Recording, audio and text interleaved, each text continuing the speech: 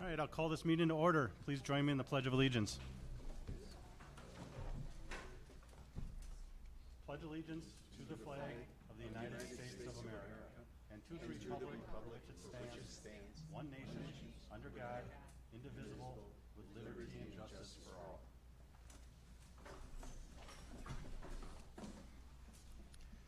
This meeting of the East Troy School District Board of Education and all other meetings of the board are open to the public in compliance with state statute. Notice of the meeting has been sent to the media and/or has been publicly posted in an attempt to make the citizens of the district aware of the time, place, and agenda of this meeting. Make a motion to approve the agenda as posted. I'll second. Okay, any discussion on the agenda? All in favor of approval, say aye. Aye. Aye. Opposed? Agenda's approved.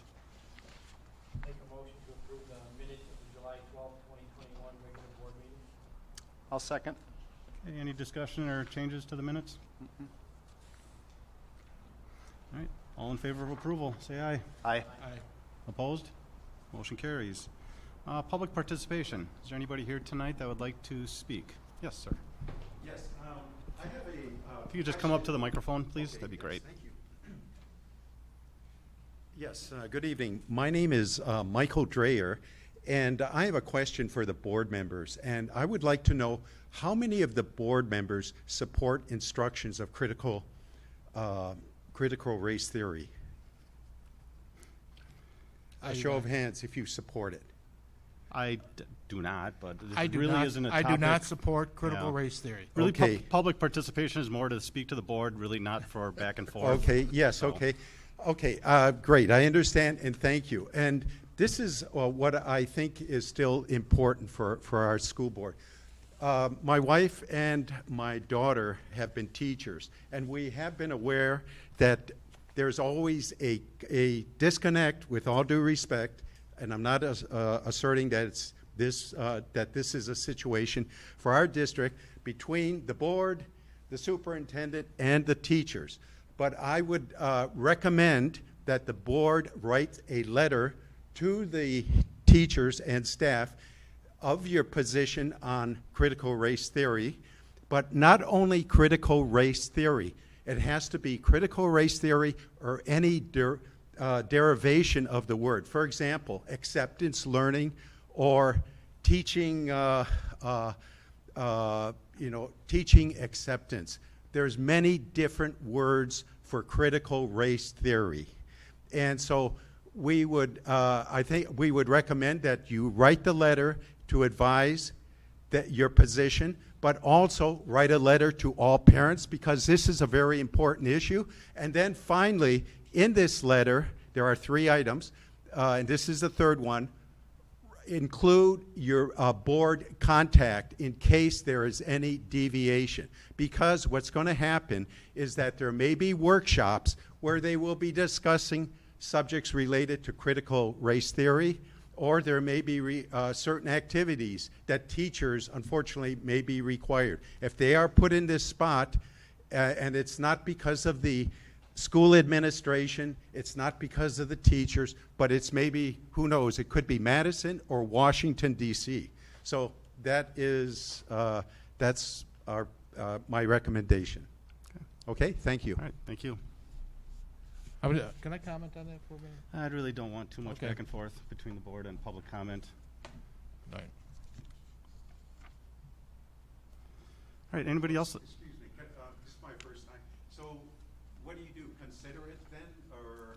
It would have to be placed on an agenda for a future Oh, I see. item. Okay, thank you, that's Yep. fine. Sure. Anybody else like to speak? You just state your name and Hi, my name's Dave Banks. I'm a resident in East Troy. I've got 2 children in the school district here. I hope I'm not late to the game on the topic. I recall last year in the summer and leading into the beginning of the year, the discussion about masks and that how it would be fluid with the recommendations of CDC and local government guidelines and that sort of thing. I first want to tell you how much I appreciate the school board and the school faculty that spends so much time to make this go for our children in this last year. We had a great successful year.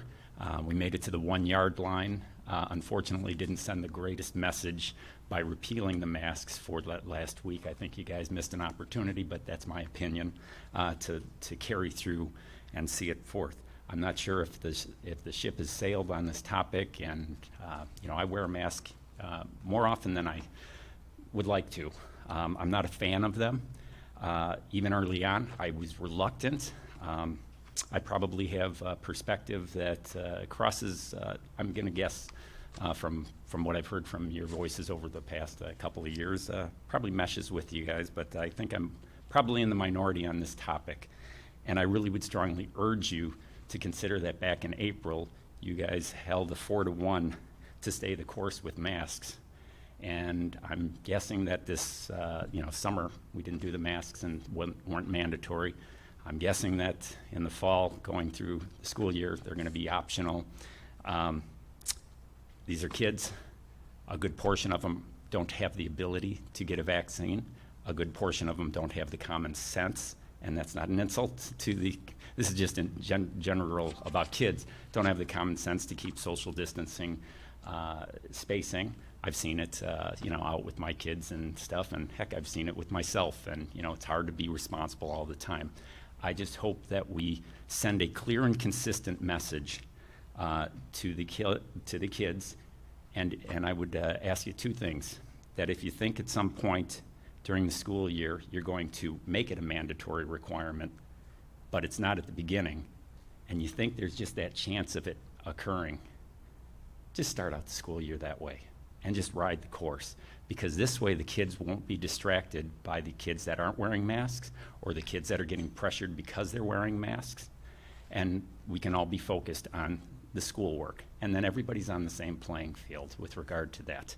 It's really about protecting everybody else, and I don't want to get on a soapbox about all the health and data and behind that. It's just, and like I said, if I had my preference, these things would be gone. But I think about my kids, and I think about family and the people that aren't, and the people that are making poor choices all around us out with some of their behavior. And last but not least, I would ask you, how many people do you know that have gotten COVID that have been avid mask wearers? Just give that a consideration. Thank you for your time. All right, thank you. Anybody else like to speak? Citizen participation?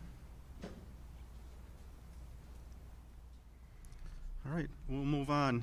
If it's okay with the board, we'd like to move the financial report to closer to when we talk about the Esser funds. They kind of tie together. So, all right, then we'll move on to discussion action items. First one is new educator introductions. Yes, so you will notice they're not here. We're going to do it like we did last year. So we have photos, and then I will share with you the bio. The 7 educators that will be highlighted this evening are the educators that were hired in time for the new educator induction week when we did our work. There are some positions that will come forth today. Those educators are not included because they did not complete the induction. They will complete that at a later date. And if there are any open positions too, you may have introductions forthcoming at board meetings in subsequent months. Okay, so we're going to start with Katie Jeske. Little Prairie Primary is excited to have Katie Jeske join their team as the newest second grade teacher. Katie earned her degree in elementary education with a minor in special education from UW-Whitewater. As a current resident of East Troy, Katie and her husband run a hobby farm with chickens, goats, and homemade maple syrup. Katie is excited to make a difference in the community where she lives, and we are thankful that she has chosen East Troy. Grace Christensen. East Troy Middle School is pleased to welcome Grace Christensen as a 7th grade ELA teacher. A native to East Troy, Grace received her bachelor's degree in middle childhood education from Cedarville University. As the full-time substitute last year, Grace had a wonderful experience and is excited for her opportunity to continue growing alongside the amazing ETMS staff. Abby Dion. Abby Dion will be a great contribution to the East Troy Middle School as a special education learning strategist. Originally from New Berlin, Abby earned her bachelor's degree in special education with a focus on intellectual and learning disabilities from UW-Eau Claire. As a first-year teacher, Abby was drawn to East Troy for its small-town feel and the kind people, and we are excited to welcome her. Laura Fighter. East Troy Middle School is gaining another fantastic special education learning strategist with the addition of Laura Fighter. Laura holds a bachelor's degree in elementary education from Winona State University and a master's in cross-categorical special education from Concordia University. Originally from Racine, Laura has spent the past 15 years teaching primarily preschool through first grade. The small community draw and reputation of East Troy is what brought her to our district, and she is looking forward to meeting fellow staff, students, and families. Kimberly Frazier. We are pleased to welcome Kimberly Frazier to the East Troy Middle School as a 6th grade math teacher. Originally from Green Bay, Kimberly earned her bachelor's degree from UW-La Crosse with a major in education and a minor in general science. Kimberly is excited to participate within a district that is forward-thinking, prepares students for the 21st century, and truly puts students first. We are thankful she has come to share her passion for learning with East Troy. Cole Blandon. Cole Blandon will be joining the East Troy High School team as a social studies teacher. Cole earned his bachelor's degree in education from UW-Whitewater with a specialty in sociology and economics. His hometown is Sheboygan.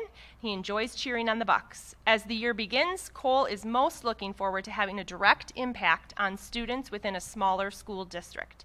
Cole is also looking forward to getting involved as much as possible. Matea Schlender. East Troy High is also honored to have Matea Schlender join their team as a social studies teacher. Matea is a UW-Stevens Point graduate with a degree in education and focus on social studies. The area and size of our district is what initially attracted Matea to East Troy and was reinforced once she met the wonderful staff. Matea is very excited for her first year of teaching and cannot wait to begin working with students, staff, and the community of East Troy. So that is who is on our team thus far that has completed the induction. Like I said, as we hire new staff, I will be working with them in small groups to do onboarding, and then we'll bring forth their introductions. Okay, great, thanks, Amy. You're welcome. All right, next item, presentation to our district for becoming one of just 11 districts in the nation being recognized as storm ready. Yeah, as much as I would love to have that on the topic tonight, and it was originally on the agenda, we're going to need to table that due to the fact the individuals that were going to come have been unable to attend tonight. So hopefully we'll be able to do that in the future due to the fact it's quite a celebration of only being one of 11 districts in the nation to be recognized for it. Okay.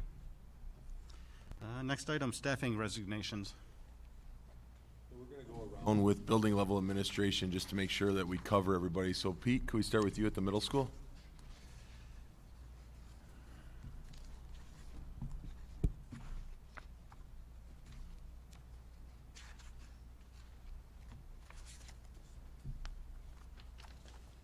So I have two recommendations for hire tonight. The first one actually was part of Amy's presentation. This was a... Yeah, you go to resignations first. Oh, resignations first, I'm sorry. Okay. So we have Emily Usman. Yeah. Amanda Kimball. Am I Yes. correct on that? Yeah, Emily Usman and Amanda Kimball are the resignations right now.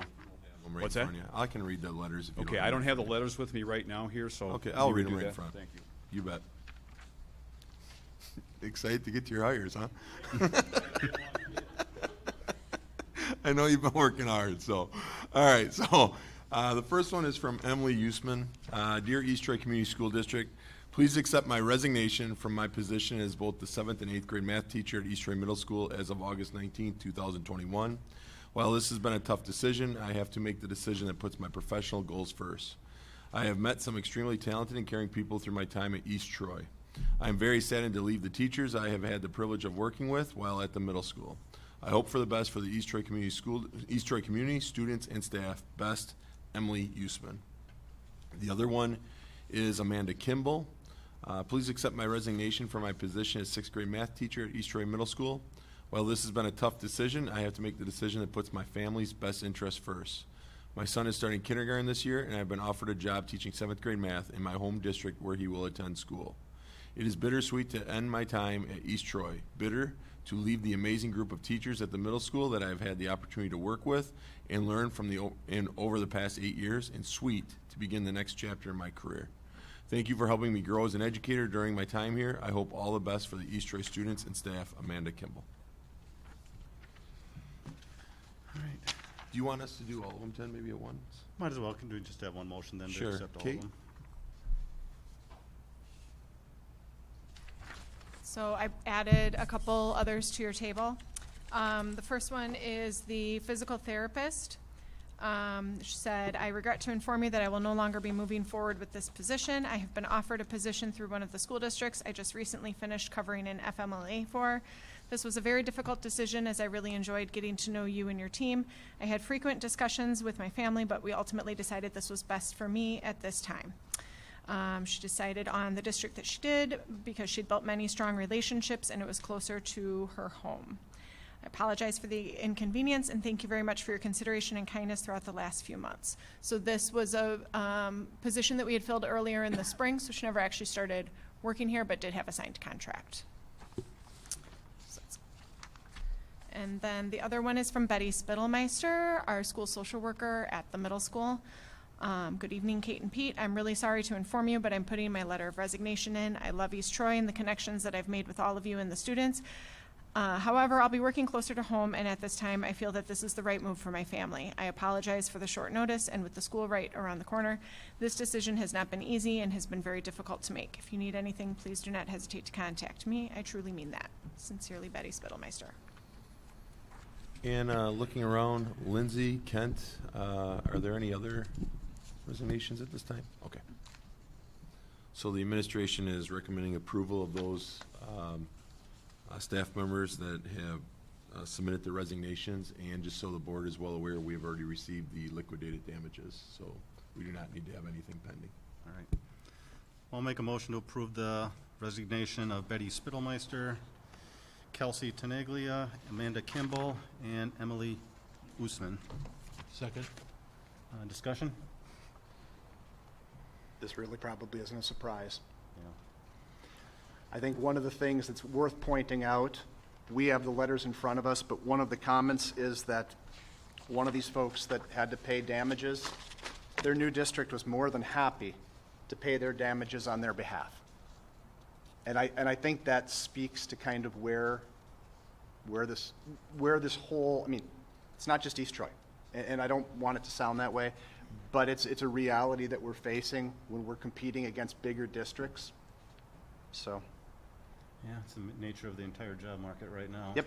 Unfortunately. it is.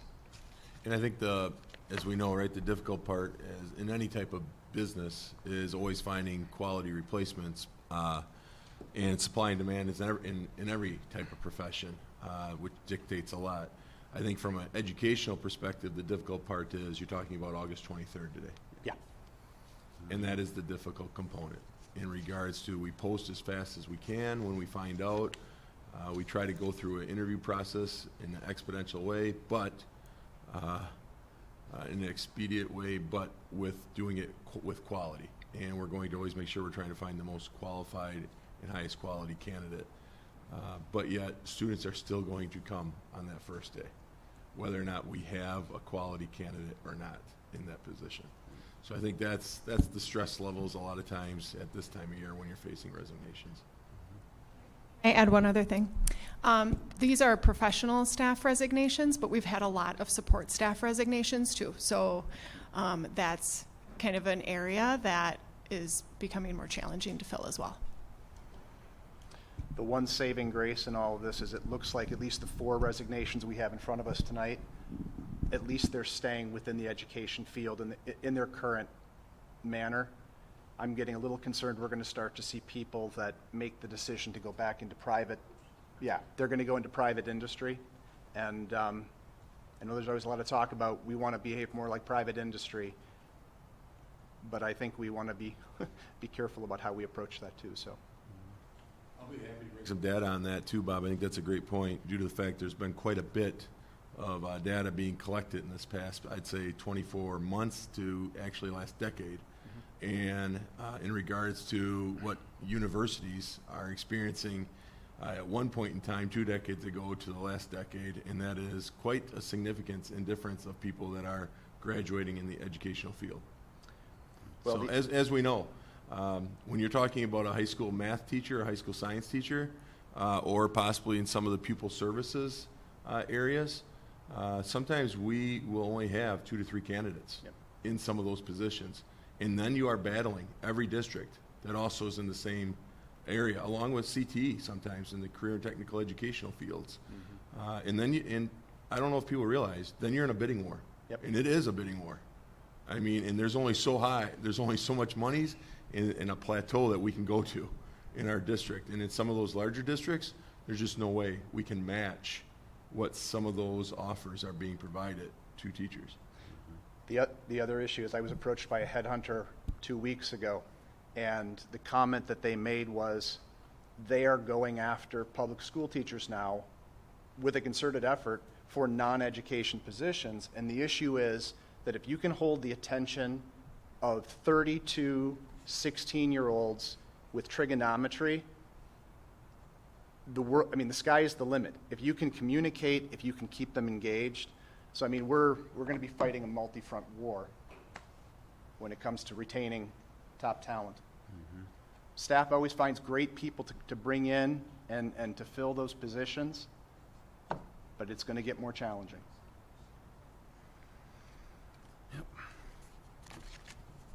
All right, we do have a motion and a second.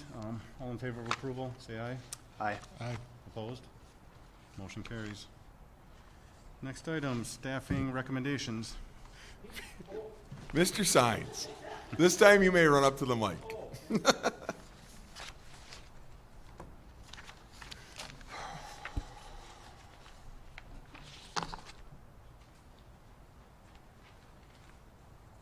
Thank you. So, to continue where I left off before, Amy did basically provide at least one of our new staff members, and that was, in essence, like an 11th hour hire as well. And that was for a math position. And we had, for that particular position, we had 6 applicants, screened all 6.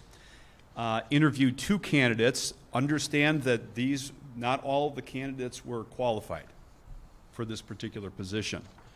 And that's when Dr. Hibner talks about the fact that it's difficult to find a high school math teacher, it's difficult to find a high school science teacher. It's the same situation when you're talking about wanting to have a math opportunity for middle school students with that content area teacher, so the students basically get that background. That's also difficult. What I'm also finding right now, of course, is that in this particular case, which was very good in terms of our interview process, is that we were able to interview a person that does have the skill set behind them in terms of that, and so the content, someone is very, passionate about the content and that type of thing, and that's what we found with this individual here in Kim Frazier.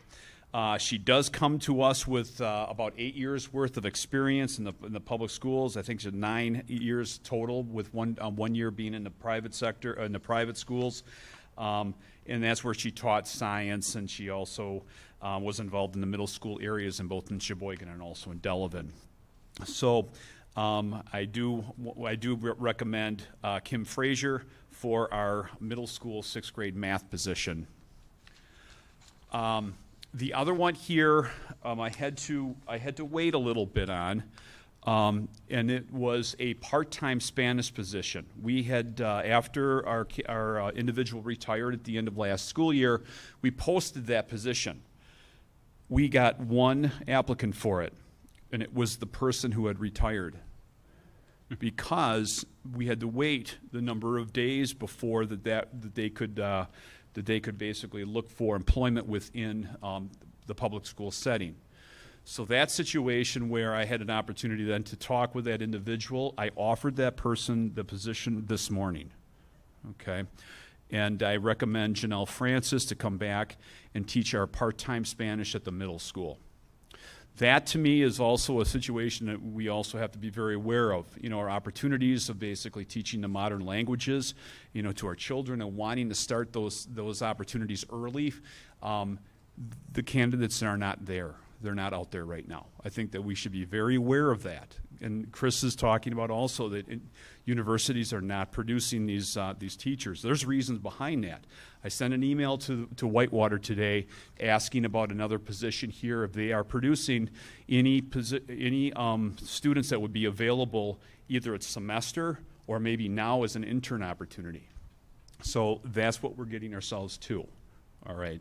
So I just want you to be aware of that also. So. Okay, thanks, Pete. I'll make a motion to accept Kimberly Frazier as a middle school math teacher. Second. Okay, discussion? All in favor of approval, say aye. Aye. Aye. Opposed? Motion carries.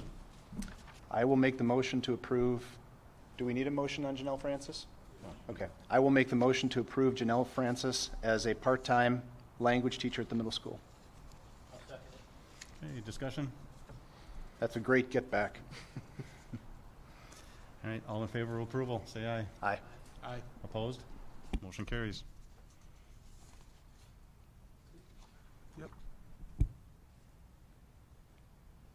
Thank you. Thank you.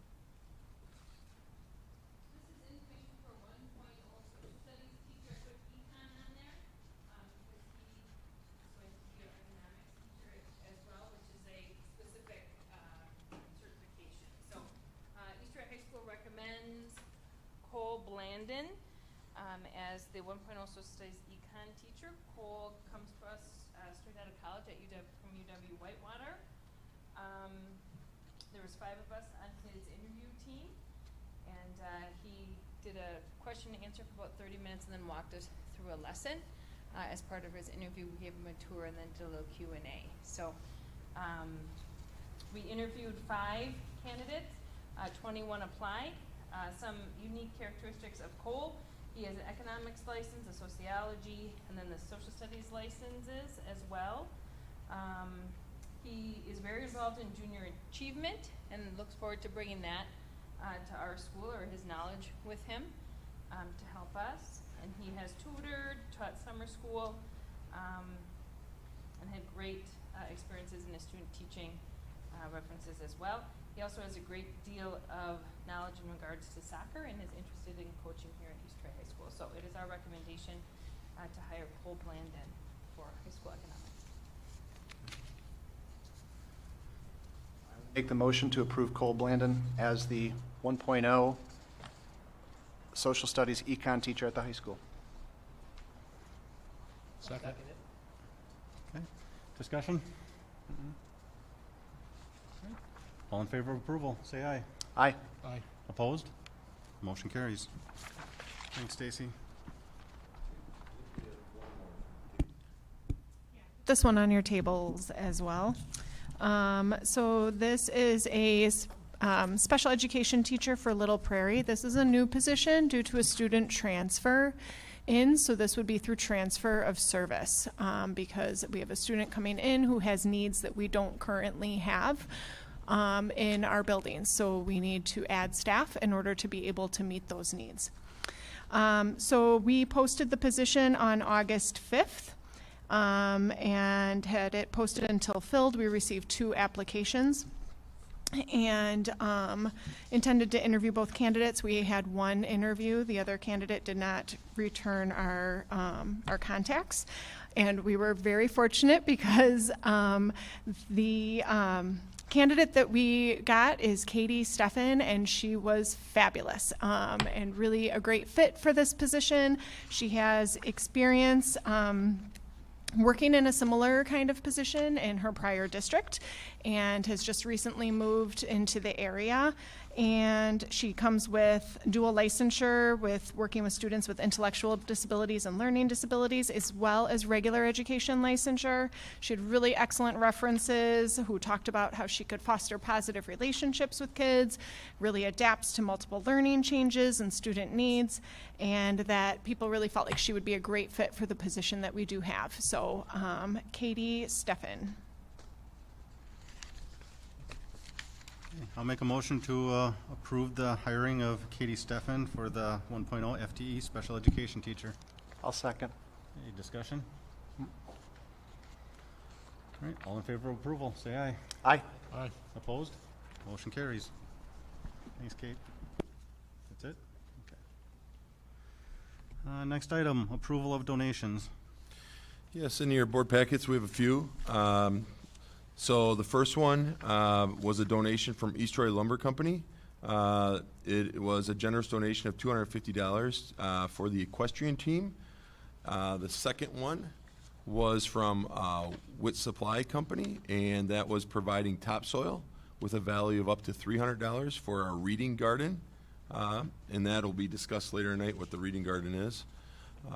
Another donation was from Benchmark Landscape Management, which was also a generous donation of providing topsoil with a value of $600 for our reading garden. So I believe I've covered the three that we had. And administration looks for a recommendation of approval with a generous thank you from the school board. I'll make a motion to approve the donations as presented tonight. I'll second. Any discussion? No? All- Only that we put their names up on the marquee. Yes. We want to make sure we do that. Yep, we always do. Yeah, I saw there was one Friday, a generous donation from somebody. I don't know who that was. Yeah, we've been always putting them up on the marquee and putting them in other places too, Dale. Okay. All right, all in favor of approval, say thank you. Thank you. Thank you. Motion carries. Next item, state budget and the impact to the East Troy Community School District.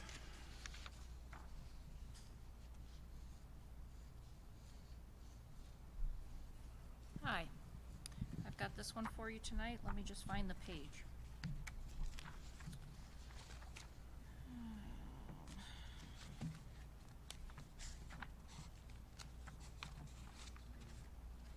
I think it's on page 86, Kath, where you Thank start. you. You bet.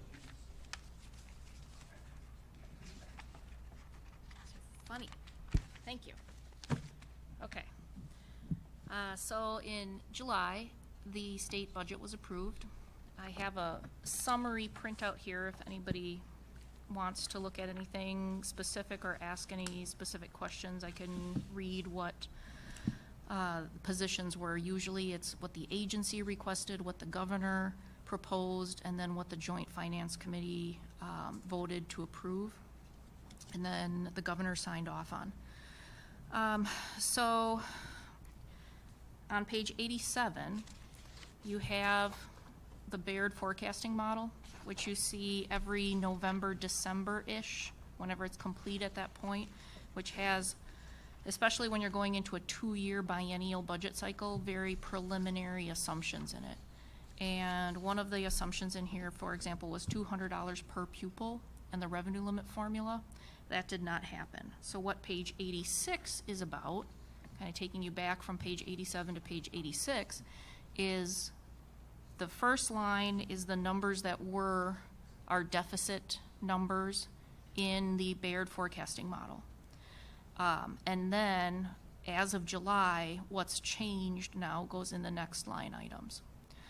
So, and again, for those of us who are new and for maybe people listening, when I say deficit, why do we have that? Well, we're projecting into the future. And we're projecting what are our revenues going to be. And usually there's anywhere between 0 to 2% increase in revenues from what's settled at the state level. 2% is a good year. And then what are our expenses going up by? And expenses usually go up somewhere in the 3 to 5% range. So the expenses every year move up more quickly than the revenues. That creates what we call the deficit or the revenue cap gap, whatever terminology there. And then that's the process that we go through every April of what do we reduce in our budget, what do we cut, what positions do we eliminate benefits, do we reduce salaries, what do we do in our current budget to balance, again, this deficit or the gap. Okay, so that's, again, the recap and the history. So going across, we have a 5-year outlook.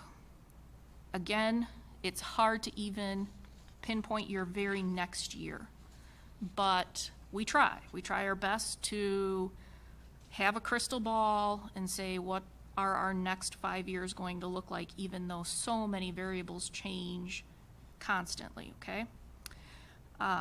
The line underneath it is, well, we didn't get what was in the model of a $200 per pupil. So how does that change the numbers? As you can see, it doesn't change the numbers too much in the first year because we already are under some hold harmless provisions in the revenue limit formula. I think I gave you a copy of the revenue limit somewhere in here we'll get to that, like items E and then the financial report and then Esser funds. We'll be going through all of this to recap. But there's a couple of hold harmless lines in that revenue limit formula. When you have declining enrollment, which we do, they give you 1 year where if you fall below what you had in revenues last year, you still get to bump up to it because by the time October hits when we're setting the final budget and the levy, it's too late to cut positions at that time. So the revenue limit formula gives you the money from declining enrollment that comes in the September count for 1 year. Well, we're in a little bit of a hold harmless position from even last year going into this year. So the numbers don't change too much. Like if you go 200 times the number of kids we have, that's not the gap. But you can see how it affects us as time goes on. As time goes on, those hold harmlesses peel away and our deficit's larger and larger to the point where it's almost double now by 25, 26 what it would have been because we lost that $200 per pupil. One thing that occurred kind of out of nowhere is Evers signed in, I believe it was $100 million for schools from federal funds. That equates to about $62 per pupil each of the next 2 years, we've been told. So I added that back in. So remove $200 per pupil is the first kind of big conclusion. There was no increase in the revenue limit at all, but there was an additional per pupil dollar amount. It's 62 this year, and then they're telling us it's 62 next year. Now, we always talk about increments of increase. It's staying flat. So 62 is going to be the dollar amount next year. 23, 24, again, who knows? That'll be a new biennial budget cycle. It's being made to sound like that 62 per pupil is just for these 2 years, and then it'll be gone, okay? So that's how I did this computation to get out 5 years. Then special aid adjustment. Signed in the budget was increasing it to 30% instead of 28.2%. That's I have trouble explaining this, but it's a sum sufficient pot of money. It's not that every school will get 30%. It's that this year's cost times 30% are being set aside, but people just filed, and I just got today an estimate from DPI that the reimbursement rate is going to be like 28.97, so basically 29% is what they're estimating, because again, it's a set pot of money, and it doesn't grow when people have more special education expenditures.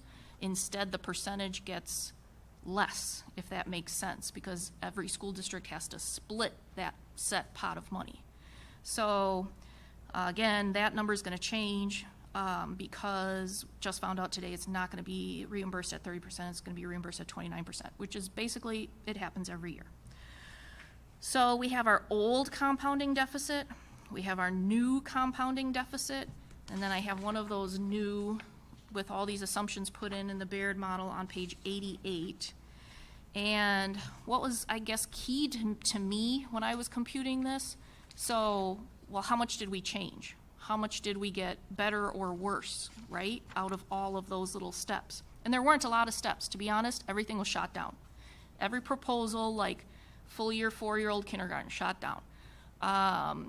There was a proposal to not have last year's enrollment decline that happened to most of the districts in the state of Wisconsin be on either a 5-year average instead of a 3-year average, or that you could use your 1920 numbers if 2021 was so much lower.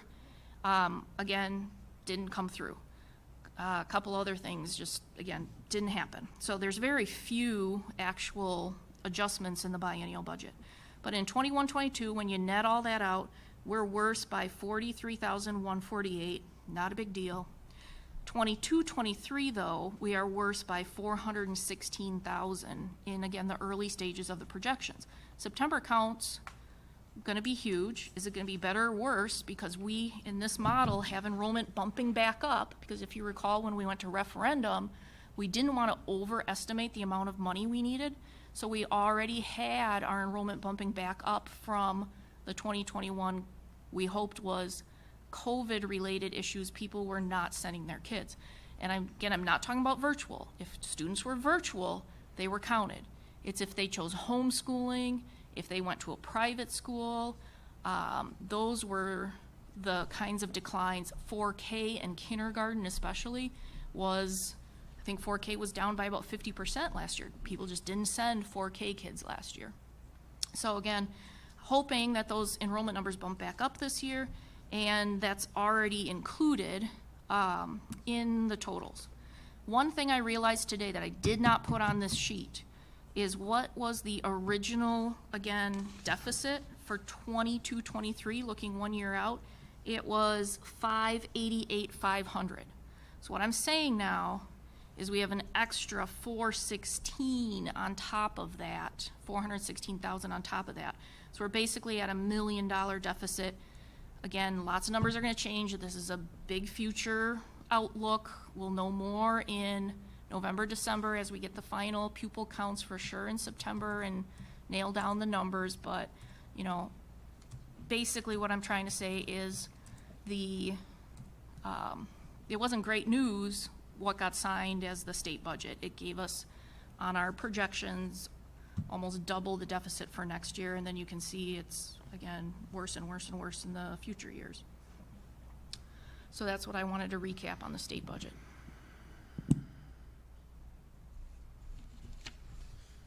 All right, thanks, Kathy. Any questions? Yeah, not good news, but we knew going into it, it probably wouldn't be.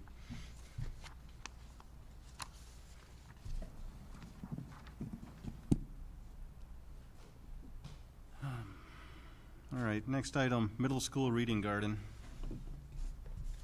Let's go to happy things.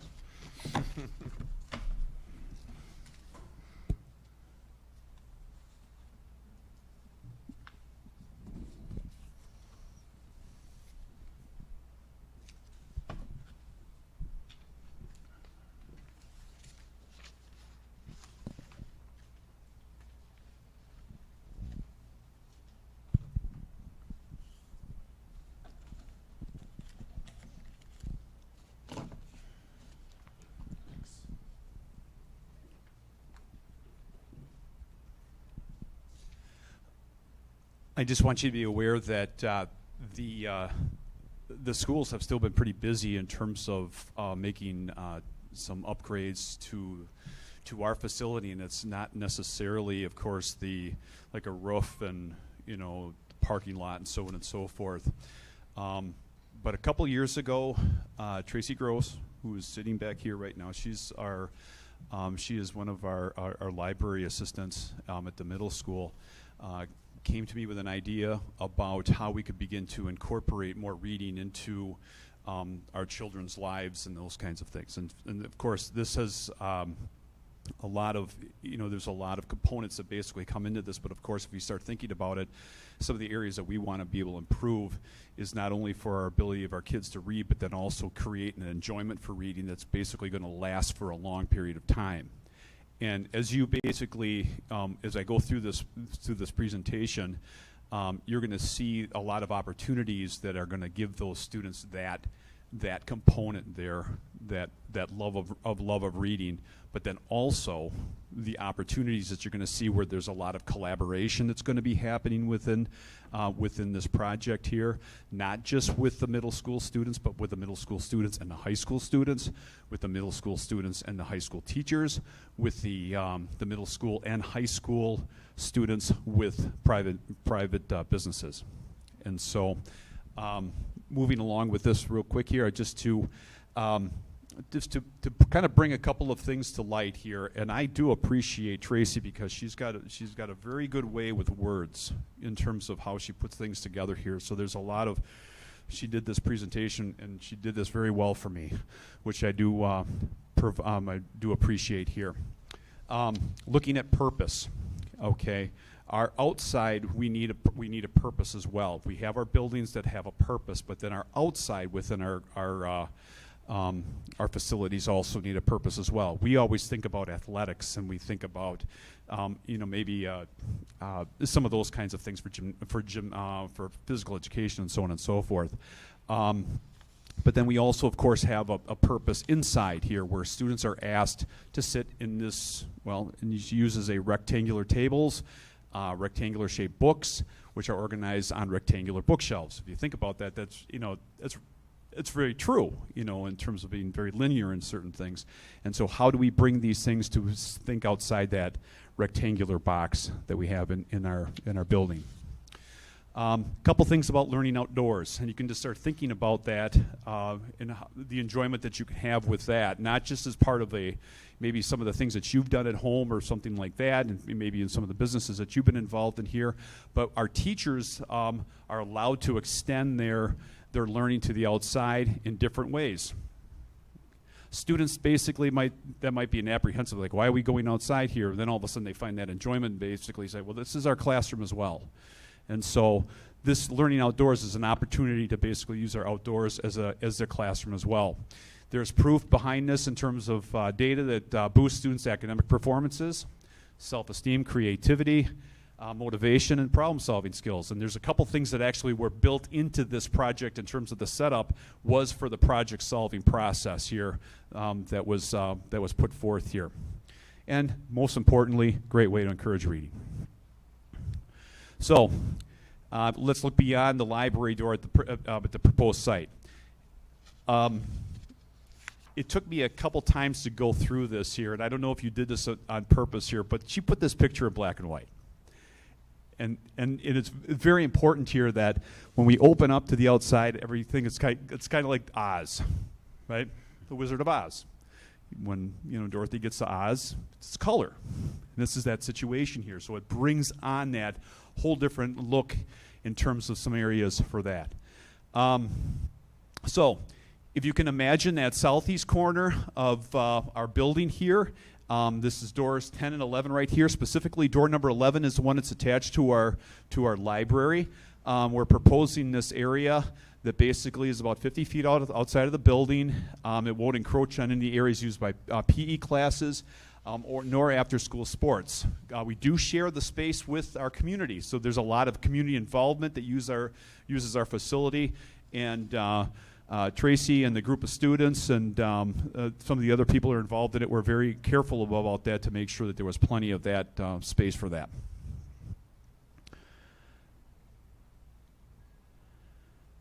Here's the other viewpoint here as well. We are going to be there's some mechanical there, but that of course is going to be avoided also, so that has been taken into account also. There is some areas on the opposite side of a sidewalk that was put in a couple years ago where there's mechanical. Of course, that'll be avoided as well. The windows are very nice, I might add. We got new windows down there. It's awesome. So this is what we've been up to. So this is, she's going to give a little bit of, she provides some information about where we have, where we came from, where we are, and where we're moving forward to. The grants were talked about, the donations were talked about today from a variety of local businesses, which is very much appreciated for that. So a lot of this, this of course is going to be, has not been any of the budget from the schools has been used in this. It's been from outside. The involvement of the 8th grade students was that it became their particular project. Katie Vacula, high school ag teacher, assisted along with a master gardener from Northwind's Perennial Farm. Bob Kugach basically was involved in the process. He actually was live streaming in to support the process as well. The students had to put together a design for a reading garden, use of natural materials, planting beds were perennials. Wisconsin native plants, of course, were a requirement. That's one of the things I really like about that. And so there would be the pollinators, return of pollinators back to the particular area also, and incorporating trees and shade. And here again, we had to make sure we avoid all the mechanicals that were part of that. That did include, and I'm not necessarily sure as I look at this, that did include, of course, contacting Digger's Hotline, you know, those kinds of things as well. That was a part of the process also to make sure that they're aware of those kinds of things have to happen, you know, as you go through these different kinds of processes. 4 sections of the 8th grade ag classes basically went through the process, and they entered their projects, and we did have a couple of 8th graders, Kimberly Coley and Colin Charland. Their designs were chosen, and so a lot of the input from those 2 projects will be incorporated into the reading garden as we move forward. This kind of gives you a little bit of an idea what this looks like in terms of some of the schematics there. And a lot of it, we have already the berms in place here for that, so when the perennials do arrive, it'll be already moving forward with that. And plus, we also did some other work that was done, and we'll talk a little bit about that as well, with some of the seeding has also been taken care of with that up to this particular point from last year. So here again, partnering with high school, partnering with some of the students in the tech ed area, the youth apprenticeship program that we have here. Mason Fox, incredible student, especially with the tools. My goodness, I can't believe it does wonderful work. Created a couple of picnic tables for us. We also are working with the tech ed department also about some of the 2-seater benches that will be out there as well. So that's so there'll be some work that our high school students will be doing in conjunction with our 8th grade, also the ag program. So we're really bringing a couple of different groups together with this from the disciplines up here at the high school also. What's next? Well, the first bullet point's already been taken care of here. Topsoil has been delivered. Well, it has been delivered. We have the 2 large beds. Moving into September here, ag classes will learn how to properly plant, prepare those beds here, of course, not only for that late season growing, but also then for the winter months and into the spring. So there will be that kind of a component that will be going on throughout the whole school year for that. We are also looking for trees, a big choose for that planting as well, and they'll continue with the benches and producing those. And here again, student maintenance on this particular, taking the care of the location, and just keep improving on that particular. Maybe look at expansion further into the years in that particular area. I guess that. I've encouraged Tracy with that, Mrs. Gross, about looking at how that can improve and expand into the years. So those are some things that we will constantly keep moving forward with that. So this is an update at this particular point where we are with this process. Looking forward for not only our ELA classes, but really any class to basically utilize this particular area for like an outside classroom opportunity here. So, thank you. Oh, any questions before we move forward here? Oh, I do have one. Oh, yes. Probably the most, one of the most important. Don't worry about that first person on there as well. But our garden members here, Andy Daniels, of course, instrumental with this kind of thing. I've always bouncing ideas off him. Katie Vacula, high school ag teacher. Ryan Holly, high school ag teacher. Mike Moss is middle school, high school tech ed. Tammy Bartoli, district librarian. Jen Sternberg, middle school reading interventionist. She was part of the process of getting the grant moving forward with that. So she did a really good job in supporting us with that. And then Bob Kugach, local citizen, master gardener from Northwind Perennials. And then, of course, Mrs. Gross, who she shouldn't be last, she should be first, because it was her ideas and that kind of stuff that really got us moving along for that. So it was a great job by her. So.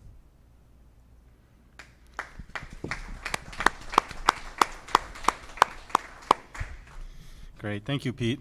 It's good to see all these partnerships bearing fruit, so to say. No pun. Next item, a review of 21-22 school year operational plans. Yeah. So on your tables, it's available on the online. It's been available. It's on the website, and that is the operational guide. It was shared back in late July, I believe, maybe mid-July, with families and staff. And since then, there has not been much updating to it. It's maintained its course from where we had it, basically in late July.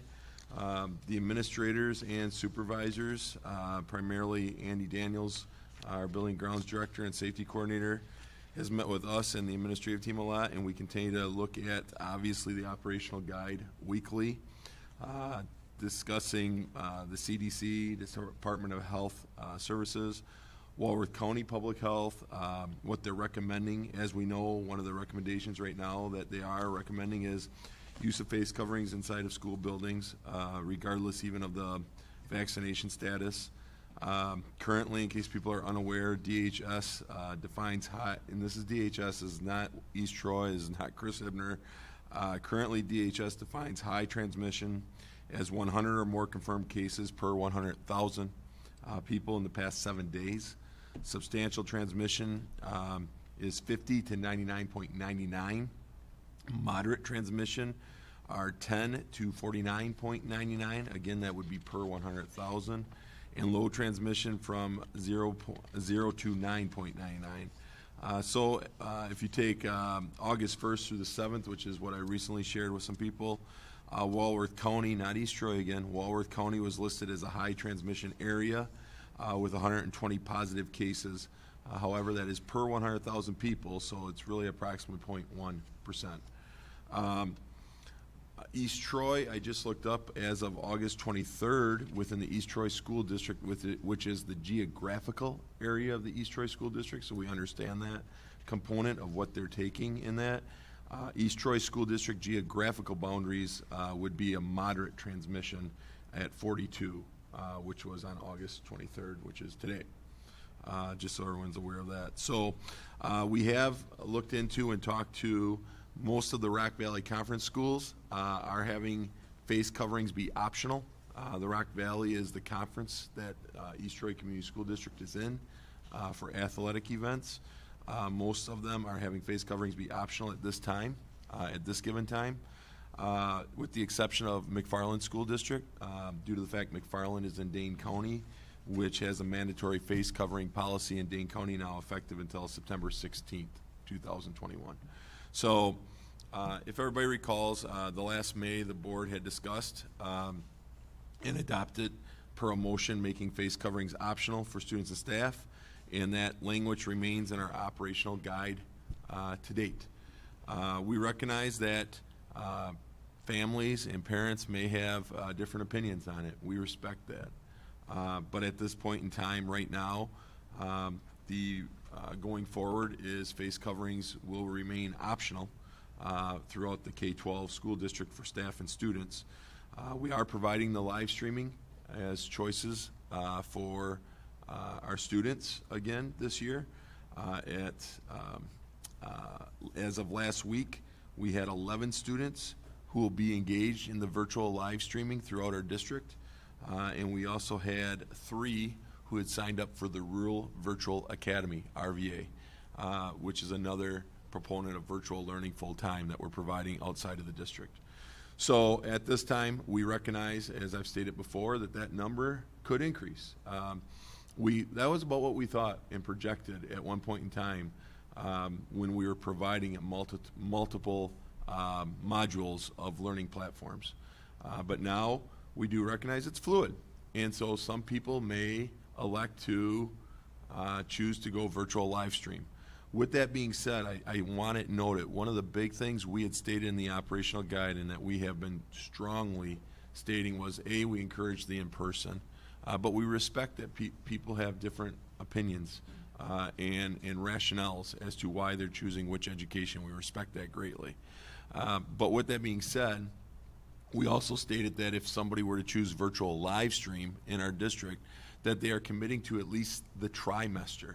Where unlike last year where we allowed people to go in and out daily, weekly, monthly, which was an unbelievable amount of work on a flexibility side from building levels and teacher levels to try to coordinate that. And we respect what we were able to accomplish last year. We recognize that that was not doable again this year. Not if we want to provide that quality education that we want for all of our students. It's not doable to do it that consistent of a manner all the time. So we asked for a little more consistency and said, if you're signing up, great, but you're going to need to sign up for the entire trimester. Not entire year, trimester. And then reevaluate. And at the end of each trimester, reevaluate and determine whether or not are you coming back to in-person or doing the second trimester and the third, and so on. So the other thing is we put in, I would say, responsive acts, and that is our pupil services and our building level administrators are sitting down with those families that have chosen and sitting down with the pupil and the parents and our guardians and going through, let's go through what it means to be an effective virtual learner. And let's look at the characteristics.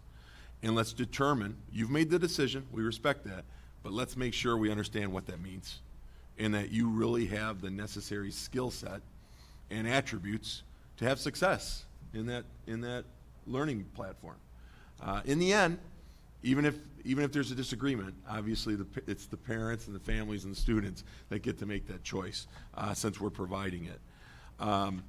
But recognizing where I'm going with this, recognizing that some people may within the next few days elect to flip and go live stream, we're going to honor that.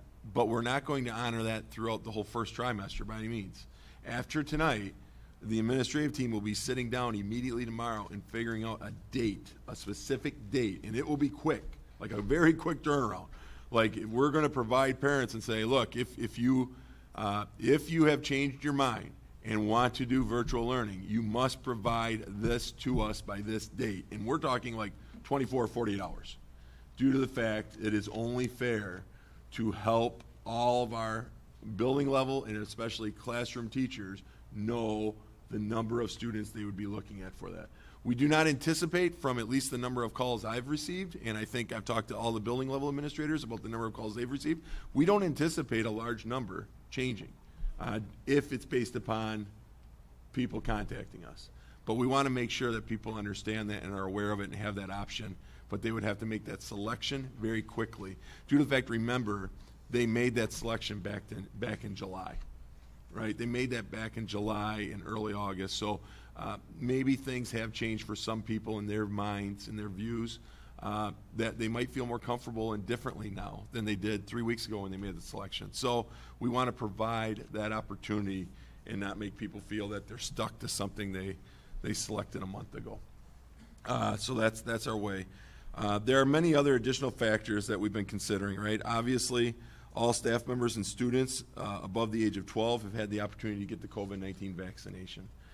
We recognize that students below the age of 12 have not, which is primarily our pre-K through even 6th grade. And we do recognize that. We absolutely do. We did not experience significant transmission of the virus during our summer school. We were monitoring that. Last year, our data showed that students who were testing positive almost always did so due to being exposed outside of the school setting. I think we had talked about that at one point in time where we had, and don't quote me on it, I have to look back at our old data, so please don't quote me on it, but I thought our in-district close contacts, we had maybe like around 370 students at one time last year that had to be quarantined. And out of that 370, a handful had ended up testing positive out of the 370, of the ones that were quarantined from a possible in-district exposure. A handful had tested maybe positive. And of that handful, I think there could be debate about whether or not was it because of an in-district exposure or out-of-district exposure. However, we did notice of the non-district exposures, so outside the district exposures where kids were having to be quarantined. So we're being informed, let's say, that a child was not to be attending class because of an outside the district exposure, which by the way was in the high 300s also.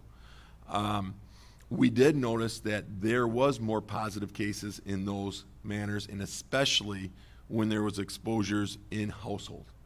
In household, meaning that somebody in your immediate household was positive. We did notice that there's a more higher level of positivity rate amongst our kids in those households. Hence why in our operational guide, as all of you are aware, right, we put in there that close contacts for this year, at least at this time, if identified as a close contact, would still be able to attend school if not showing any symptoms. If not showing any symptoms. But we did note that if it's a close contact from an in-household exposure, in-household, and non-vaccinated, that then they would have to be quarantined during that time. So it is a drastic change from last year. And we've said we were going to go that route, and we're going to see. Where I go with that is that's kind of where we're at this point in time, along with we have kept a lot of other mitigation measures, right? Let's not forget we invested heavily in our bipolar ionization system last year, right? That'll be an ongoing thing that's always going to be in our school district. We have increased the emphasis on hygiene practices. I would like to believe that there's a higher level of understanding of that than ever before, hopefully not just in East Troy and everywhere. We have really stressed, and I think it's changed, and that is keeping students home if a member in their household is either A, tested positive, or B, if they are not vaccinated, I mean staying home, and or B, if you're demonstrating symptoms, you're just ill, even if they're not symptoms related to COVID, right? We've changed the narrative, if you want to say, for our staff and our students, and that is don't come to school, don't come to work when not feeling so well. That used to be the narrative, right? Like, toughen it out. Maybe you can get through the day. I mean, let's be honest, that used to be the narrative. Not the narrative any longer. Stay home, take care of yourself, and don't infect anybody else. That's the new narrative. We've enhanced our cleaning and sanitizing protocols, and we will continue to do that. We're offering multiple learning modules as I went through. We're still offering multiple learning platforms. And we just really ask that symptomatic people stay home, right, when they're not feeling well, and that they stay home for at least 48 hours until they begin to feel better. And that they're home for 48 hours, feeling better, and we still recommend getting a test, but we're not requiring it. With that being said, one of the things we did add in the operational guide, if you turn to page 17, will the East Troy Community School District be offering COVID-19 testing this year? Kind of goes with what I just said about recommending of maybe a test getting done, but not requiring. And I want to make sure everybody understands this so there's no miscommunication, so that people aren't thinking we're requiring testing. That is not true. Not true. However, for the 2021-22 school year, the East Troy Community School District will have another tool to assist us in providing a healthy learning environment that remains available to all students and staff. The East Troy Community School District will be participating in the COVID-19 school testing program offered in conjunction with DPI and DHS. Through this program, we have been partnered with NOAA Clinic Laboratory in West Allis, Wisconsin. East Troy Community School District has opted for the laboratory-based test, also known as the PCR test, with results being expected in 24 to 48 hours of collection time. There may be exceptions to this due to various circumstances. Parents and guardians' consent is required for students to be tested. That, we are absolutely making sure of that. Staff member consent will also be required for that individual to be tested. These consents will be completed electronically through COVID Connect. This year, if an individual does develop symptoms while at school that are consistent with COVID-19, they will be able, not required, they will be able to obtain a COVID-19 test prior to leaving after consent is obtained, and should have results within 24 to 48 hours on average. While awaiting the test results, these individuals would be required to remain home and not attend school. And obviously, we've already talked about that anyways for the 48-hour provision. So I won't go on and explain it. We have added a few more paragraphs to talk about it a little more specifically. But that is something new that was not available to us last year that we've opted to provide this year. It's not randomly available to the community. We're a school district. We're doing it through the school district, but it's available for our students. We are looking into, we just have not put it in here yet due to the fact we haven't gotten confirmation on it yet. We are looking at working at having a given day, each day of the week, that would be available for people to be tested if they elected. So it wouldn't just be based upon a child's in the sick room, not feeling well, a parent has given the permission, say, I'd really like you to test my child before they leave school so we know if they are COVID positive. So we are looking at trying to arrange a specific date in which they will come in and actually be available all day long for anybody that would want to be tested within our school district. Even if you're not showing symptoms, signs, anything else, maybe you know of something outside of the school, if you're a staff member or student that you're just a little uncomfortable with, that you could go get tested. But we're still trying to work out those details. Again, completely optional, voluntary, but we recommend it if you fall within those categories to consider it for your own safety and to continue to help protect others. I think with that, I've kind of covered the major components. Face coverings are still required. It's not a school district of East Troy. It is a TSA and CDC requirement. At one point in time, I think you would have recalled that the TSA had the expiration date of the 13th of September.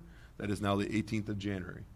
So face coverings are required on public transportation. So we will provide face coverings on the bus, but we highly, highly ask for anyone riding our school transportation to bring your own face covering. We will have them available for students that occasionally forget them, but we've already run the numbers on that.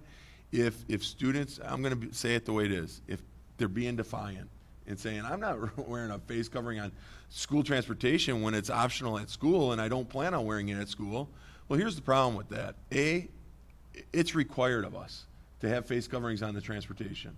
So we have to at least provide the face coverings and give you the face covering and encourage you to put it on. We are not going to have our drivers being the face mask police while they're responsible for driving a school bus. They're responsible for driving the bus first and foremost. But we do want cooperation. We're asking for that. It's not us, we're asking for it. But the second thing is, we can't afford to hand out face coverings every day to all the students on the bus. The amount that would impact our budget is incredible. And I would find that a shame, just when we're asking for cooperation. Like, bring your face covering, have it on when you get on the bus, and please cooperate with the bus driver. They got a tough enough job to do besides having to try to work with kids that are upset about having to wear a face covering. I understand maybe why some people might not want to wear it and want to wear it. But please cooperate with the drivers. They don't need an extra issue and a challenge. Let them drive the bus. So those are the major things right now, I think. Administrators, did I forget anything primarily? Any major things? I'm not going to go through that book from front cover to back cover. I do ask all families to please continue to always look at it. We'll provide updates, and we will send out a reminder to parents about the operational guide. And what we'll do is, I understand people are like, well, where's the changes? And you want me to look at it from front cover to back cover every time? No. Like this, with this additional change that we put in there about testing, which was not in there before, we will provide We'll probably do something on Skyward Access, which is out to all of our families, letting them know there's been an update to the operational guide, and it's in this part, so that they at least understand exactly where the updates have been. And we'll probably get on that sometime tomorrow. Any questions from any board members? Yeah, I got one parent question, probably 2-3 weeks ago, and I kind of held on to it because I was hoping we'd see some good results out of school districts down south. We obviously started a few weeks later than a lot of districts in the country, and we've seen some situations materialize where schools have had to shut down in some cases based upon the number of students that they've seen who have been exposed. The parent asked me, okay, I want my kid in school, and I think that's a strong position most of our parents feel. They understand that the virtual is there, but their question was, what happens if we get in and we see a spike that doesn't necessitate shutting down school, but maybe puts them in a position where they're not comfortable? Administratively, it makes perfect sense. We certainly don't want people going back and forth. If we set a hard date and say to parents, okay, as of September 1st, you are where you are, and that's where you stay for the semester. What happens if we get in and all of a sudden, instead of being at 42 cases, we're at 112 for the school district, and we as a board and as an administration say, well, that doesn't put us in a position where we need to shut down the school, but the parent comes back and says, but that's an unacceptable risk I'm not willing to take. The question she asked was, does that mean that I need to think about moving my child to a different district? And I didn't answer that question for many reasons, but I guess it's a double-edged sword. We want to be flexible. We want to give people every option to keep them in the district, but we just don't know what's going to happen, too. Bob, that's a great question. I imagine not the first time nor the last time we're going to have that question either, so I appreciate you bringing it up. Not speaking for all the other board members by any means or yourself, I would say from the superintendent lens, and obviously I'm not overseeing policy, I oversee operations, right? And I would say from the operational standpoint, a couple things with that. I do think a dialogue that probably needs to happen at the board level, and it could be a generic general dialogue, or it could be more specific to each. It's up to you, the board. And that would be, I even have the question written down here on my notes tonight, and that is, what is the threshold to return to more restrictive mitigations? So it could be a general discussion, right? It could be a very general, descriptive thing that you're providing back to me as a superintendent and to all the other administrators and supervisors to help guide us, or it could be more specific in relation to that, right? I would say careful of putting it to a number, if you want my honest opinion. I think numbers can be debated a lot about why that threshold at that number. I mean, look at the number of the per 100,000, and I'm not saying good, bad, or indifferent, but I guarantee if people will debate that number about, high transmission over 100 or substantial less than 100, right, 50 to 99.99, I think everybody would still debate that due to the fact some people might say, look, you have 123 out of per 100,000, so you have 0.1%. I think a lot of people would debate that, right? So I'm not saying good, bad, or indifferent to that, but numbers can be really debated a lot. I would argue and say I think it has to really be on conditions a lot in our district. I know that's general, but I would say conditions of, do we have staffing issues? Are we unable to staff? Do we have long-term substitutes that are having to be in our classrooms too long that now we question the quality education we're having to provide in those classrooms, and that we honestly think that we could provide maybe a better quality education not having in person due to the fact of the lack of sustainability of what we have going on in the grade level or building or district, right? I also think that we need to think about, so I can tell you from a district administrator, if we're looking at conditions, and conditions were warranting something from a staff level perspective or a student level of spread, and we were concerned, I think we would have to have serious dialogue and discussion about close contact tracing again, and to the level that we believe we need to go to. right? Right now, we have removed a large component of that close contact tracing except for an in-household exposure. Well, would that maybe need to come back, and at what levels, right? And then to what numbers of days, right? That one, right? We recognize that it doesn't have to necessarily be 14 days any longer, but would it need to come back to a 5 to 7 days still? And is it different for vaccination and unvaccination? I mean, we would have to have some serious dialogue, I think, on the close contact. I think we'd have to have some dialogue on physical distancing. And then, yes, I mean, then is there dialogue and discussion on face coverings again, based upon those conditions, right? And maybe people say, Chris, if we're looking at thresholds, I would want you to definitely be looking at close contact tracing first and physical distancing second and face coverings third, or maybe somebody else would say the whole opposite. That's what we probably would need some assistance on direction, or the direction might be, you're in charge of operations, we're good with the direction you would take it. That's your job. You're going to have to figure that out based upon if conditions change. So I think that kind of answers that question a little bit, Bob. The other thing I would say is, because I know you're going at the platform, which I think is a valid question, I'm going to say it. I won't be popular with some people, and that is, I think there could always be conditions that warrant flexibility in changing what we originally have intended. Right? I mean, I know that's not going to be necessarily popular because we tried to make it consistent with our platforms, but if things were to be spiking and spreading and our conditions were to get to a level of concern, and I know somebody's going to now question me on, so define concern. We could go around and around on this. But I would say, yes, I think then there would have to be flexibility to consider. I, for one, am not going to sit down when data possibly is showing it or conditions is showing it, and then parents saying, I don't feel comfortable any longer, my kid's going to go virtual. Are we really going to look and argue with those parents and try to tell them, you made the commitment for trimester, you're staying in it? Now, that being said, we have said you are, right? I mean, there would have to be conditions that are really warranting that, not just somebody coming in randomly. Well, things have changed. I mean, that's why we're providing this short window that we said starting tomorrow, we'll get some communication out, a 48-hour window. And then we just kind of keep observing, right, for the next weeks and months and everything else.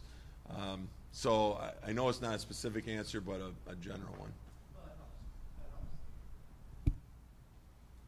Does the board have any other questions in regards to it? Or have you heard of anything that we need to address? No, I mean, it's still, as you mentioned, it's still a very fluid situation. It probably will be for months to come, so we'll just have to see how things go. Thank you. All right, thanks, Chris. Annual meeting document preview. Can I ask you to jump back to the financial report here first?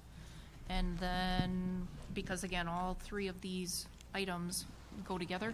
Sure. This is better news than my last time I spoke today, so we have some silver lining here. So yes, if we could go back to item 7, the financial report, which is, there's 2 of them. There's a June and a July. Yep. Because if you recall, our board meeting was July 12th, and that's a little early for me to squeeze all of the reconciliation that needs to be done from the prior month. So you have June's and then you have July. Yep. Okay, we'll go for, if you want to make the motions first, and then we can talk about everything. Absolutely. At this point, I move the approval of the June 2021 payments in the amount of $4,476,394.32 and receipts in the amount of $1,973,214.57 as reflected on the financial statements. I'll second it. Okay. Do you want to go over anything on this one specifically, or you just want to kind of go over both of them? If you don't mind, if you make the next motion, then we'll go over both of them together. Okay. We have a motion and a second for the June. Any discussion on that one? All in favor of approval, say aye. Aye. Opposed? Motion carries. Okay, following up.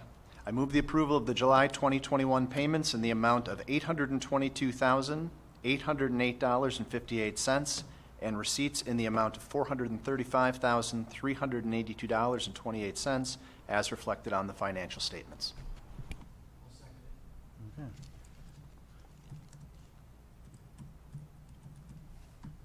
Now we can have our discussion. Okay, I'm gonna start with July, get that out of the way. All right.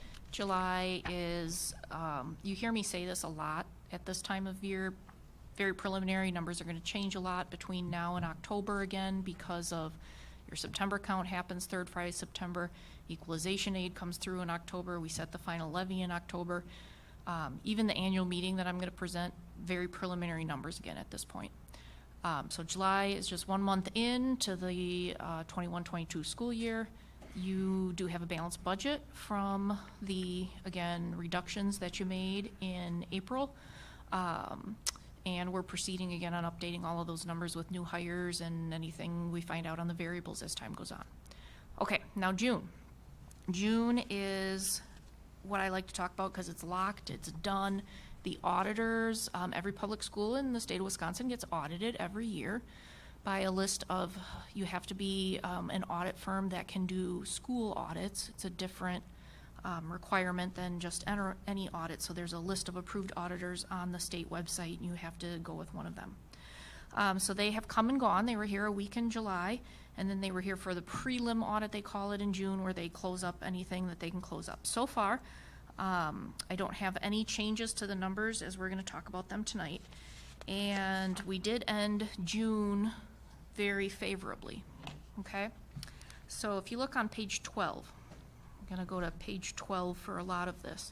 You have a laundry list of basically what ended up exceeding revenues or being under expended. So on the top, and I as I'm combing through to give you a list of the line items, I go anything above 5,000 in variance is what I generally put down.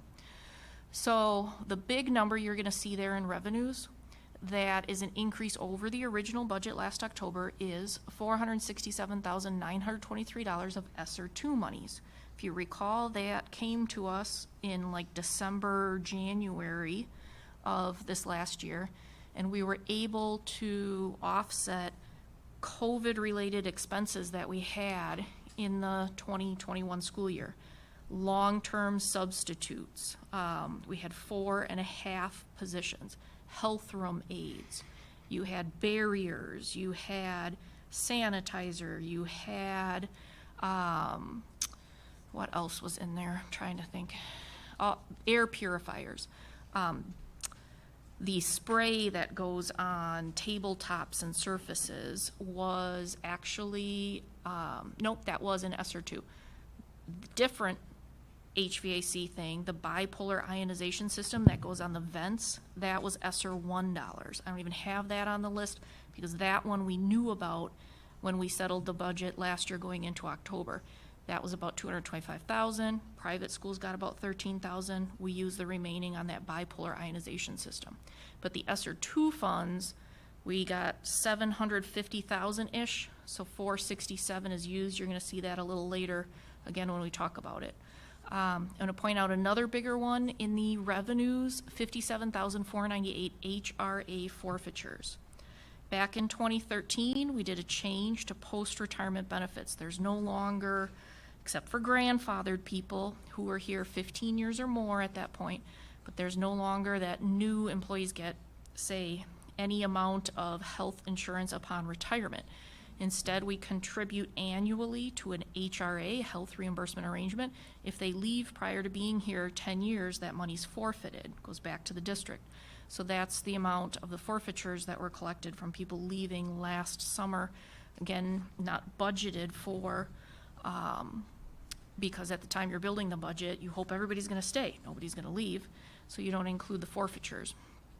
Are there any questions on any of the other revenues that ended up being over and above? Our difference was 637, but again, 467 of it was that large Esser 2. So then we're at about, what, 170 being over. There were quite a few things also under collected, just so you know, in our COVID year. Then the bottom 2/3 of that page, things that were under expended. And from a purely fiscal standpoint, again, I mentioned at the last board meeting, it was a great year. Lots of things were under expended. I would say it's not the year, though, that we want. We didn't go on field trips. We had less activities for kids. Couple of things that surprised me is like even kids enrolling in gateway courses less. In Wisconsin virtual school less.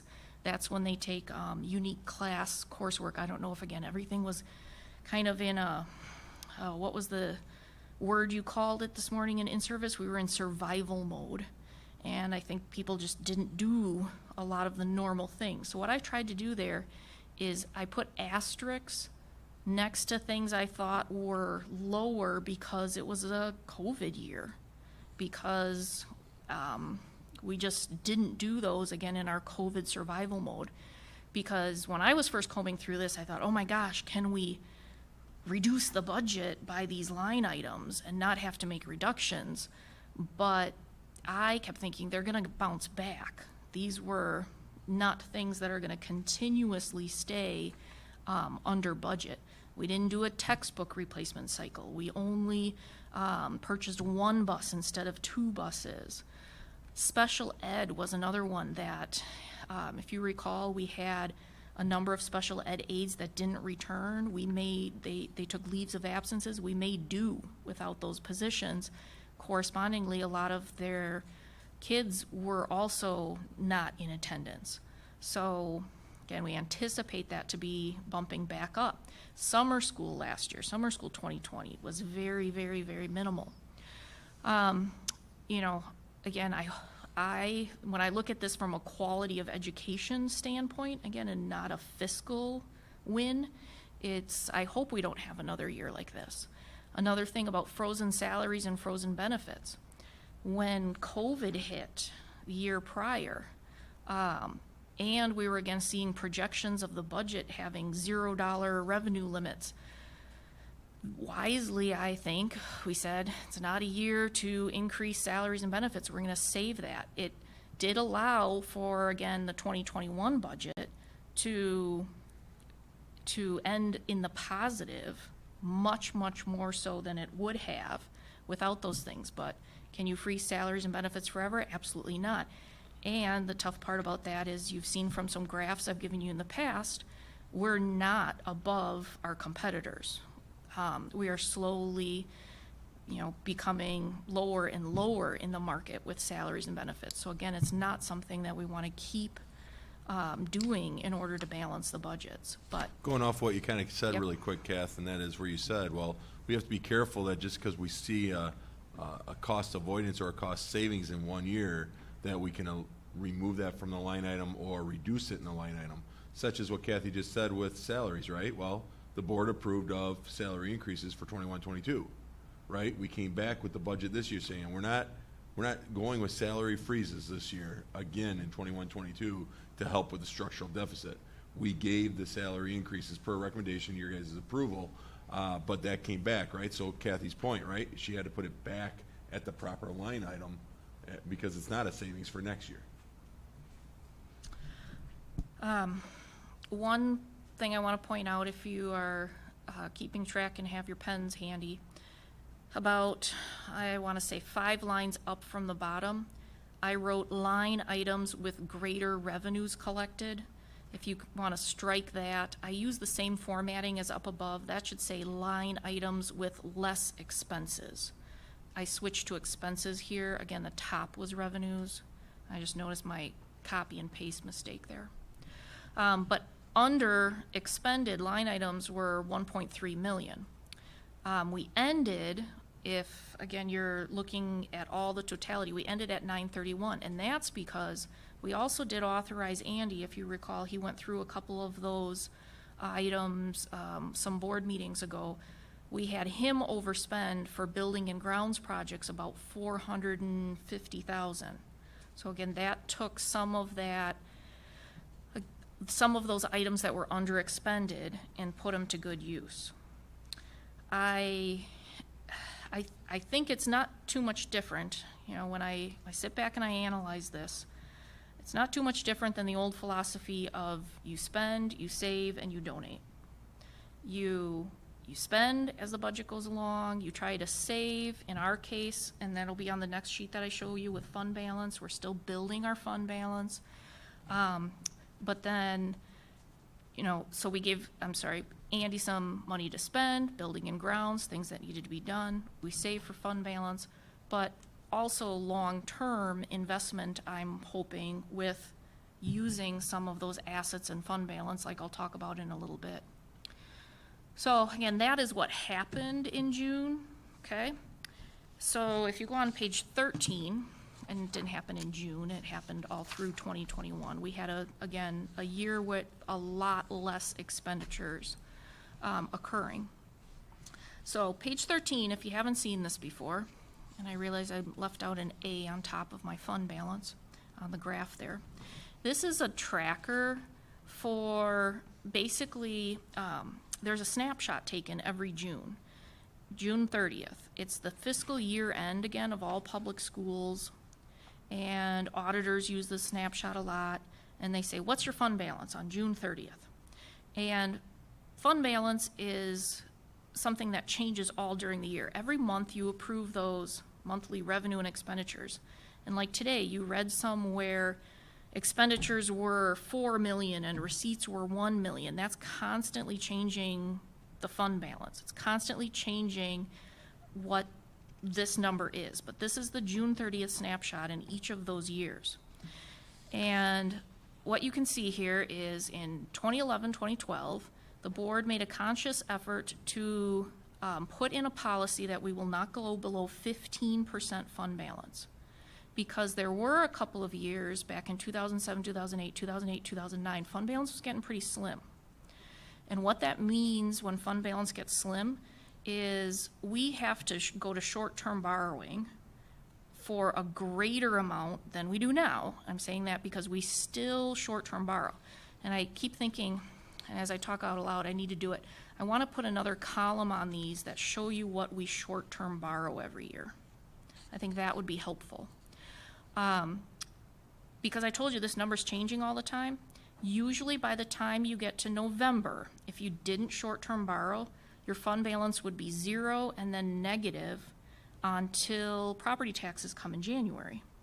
And what does that mean? All reality, it means you wouldn't be issuing payroll. And as you know, we issue payroll on the 15th and 30th. So we have to still, even with all of these numbers of short-term, with fund balance, we have to short-term borrow. This last year, we short-term borrowed $2.6 million. I was just working on short-term borrowing today, and with the amount that went into fund balance this year, we would be at about 1.5 million of short-term borrowing instead of 2.6 million. So you'll see that at the annual meeting. Again, behooves us because we're not paying interest costs on that. Now, interest costs are going to be very low again this year, but that's the whole point of getting yourself out of short-term borrowing and trying to have a fund balance big enough that you don't have to short-term borrow. Then truly, when you get to that number, anything above and beyond that is a savings account. This is just your cash flow still at this point in time, if that makes sense. Okay? But you can see we've steadily been increasing. Fund balance percent, when you look at it, is always a percent of your total expenditures. Well, expenditures usually go up in every budget cycle. So, we're at, what are we at now? 27%-ish on the fund balance, okay? But that's good. That's a healthy situation from this fiscal year. On page 13, I also show, okay, what if we never add any more fund balance? How does the percentage change over the next few years? And then if we keep adding to fund balance, what happens? Because again, as your expenditures go up, that whole point about percentage of fund balance. We do have one thing purposely scheduled in fund balance, and that's the Chromebook replacement cycle. So that's noted off to the side there, that every year we're budgeting $100,000 purposely to go into fund balance, so that at the end of 4 years, we can make a $480,000 Chromebook payment. And Justin, I think that's coming up, correct me if I'm wrong, in not 21, 22, but 22, 23.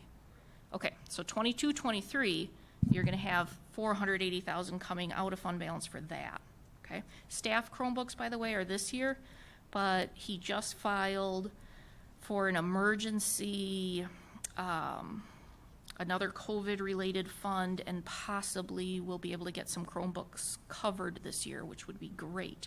And that would be additional revenues again. Can't plan for it at this time, but if it happens, it'd be fantastic.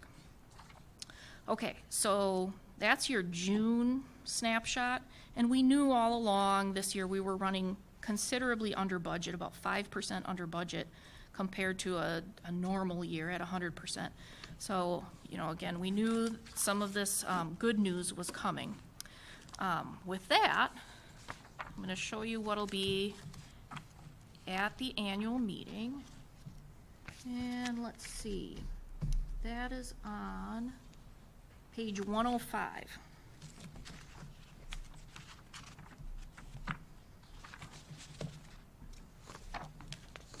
Okay, I'd like you to have a heads up, because we are required by state law to put this into the paper. And the one that goes into the paper is on page 105. And I haven't submitted it yet, so if you wanted a little more verbiage down below, especially like in the discontinued programs or in the new programs, I could change that. The numbers are what the numbers are at this point.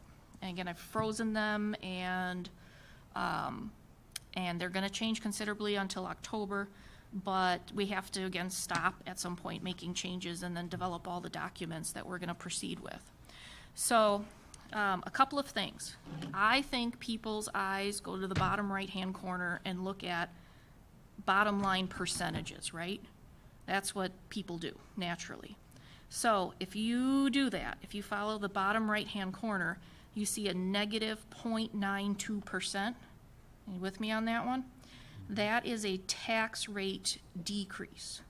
And where does that come from? If you go one little line up, right now, for the annual meeting, and again, it's gonna change, we are estimating a mill rate or a tax rate of $8.64, down from $8.72. Now, where does that come from? Well, it comes from the revenue limit formula. How much money are we able to raise? Which, again, that's gonna change depending on how many kids we get. It comes from, okay, after you figure out the revenue limit formula, I like to draw two arrows. There's property tax and there's state aid. And when you find out your state aid, the remainder is property tax. So state aid comes out in October. We have a July 1st estimate in there right now. It's probably low, okay? That biennial budget that I was talking about all kinds of revenue limit numbers. I wasn't talking about equalization aid numbers, but the word on the street is equalization aid numbers are gonna be bigger. Also, because we spent less, we put money into fund balance, we were under expended. That's good for a school like East Troy. We are called negative tertiary. The less we spend in any given year, the more state aid we get. There are other school districts in Wisconsin that are opposite. They're positive tertiary.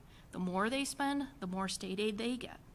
It has to do with your property tax per member, it's called, and where you are in comparison to the state average. Okay? So we spent less again.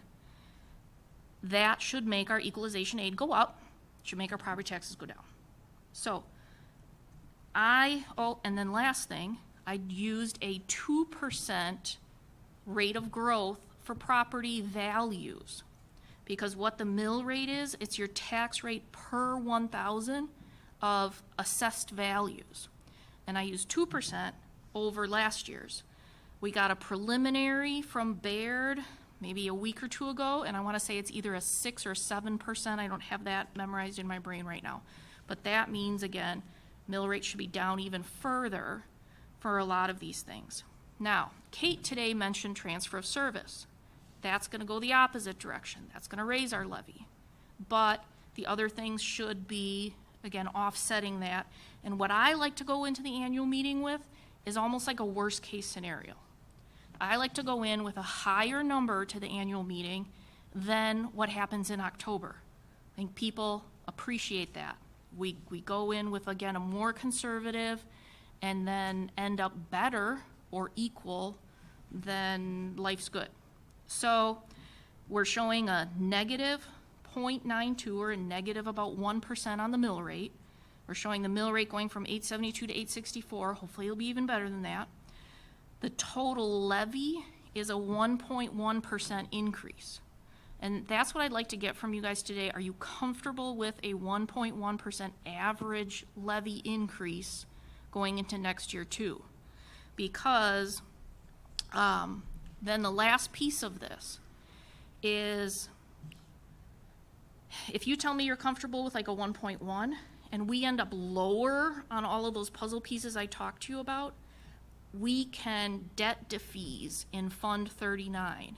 And those of you who have been around for a while, what that means is the debt service fund, the one that is a third block up there, which is paying off the Little Prairie building and the referendum from 2015, which like added the band room, it added renovations to the high school here. Again, we're paying that off like a home mortgage. So what we can do is if we end up less, and let's say the levy was negative 1%, I can put more money towards paying off that debt sooner, saving interest dollars essentially, and then still levying a 1% increase. And also why we do that sometimes is, as public school districts, if you fluctuate too much, if one year you go down 5% in your levy and the next year you go up 5%, I hate to say it this way, but no one remembers you went down 5% the year before, and that now you went up 5%, and that overall, over 2 years, you have a 0% flat increase. They look at their tax bills and see, oh, we only went up 1%, okay. Oh, we only went up 1%, okay. So again, I'm speaking very frank here, but that's another method of that debt defeasance tool that we use to kind of smooth that out. And again, what I'm telling you is we could come in October without doing that extra prepayment in Fund 39 to a lower tax levy. But are you comfortable with A, 1% at the annual meeting, and then B, even in October, like a 1% tax levy increase? So that's a whole preliminary snapshot on that. All right, I guess speaking for myself, I'm comfortable with the 1.1%. To me, it makes sense. I mean, if the debt defeasance is possible, that's great. I guess the other thing that may come into play, the so-called transitory inflation that's starting to hit month after month after month, if that starts affecting budget numbers, having that available may be useful. Mm-hmm. Oh, and on one more note, page 111. If you can flip to that with me, page 111.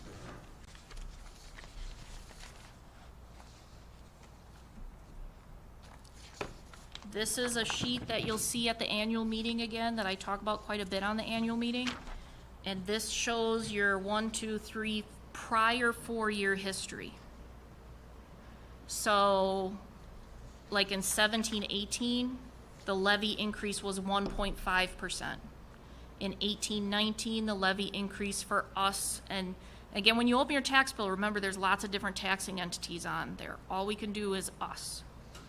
0% in 18-19. 19-20, 2.88. Was a bad year for us. Equalization aid went down that year. 2021, 1.5%, and this year again estimating 1.1%. That already includes, I already put 200,000 in debt defeasance, thinking you guys might be okay with that in the 1.1. Shoot, there was something else I was going to say on that note. Oh, another big number that we don't know yet is vouchers.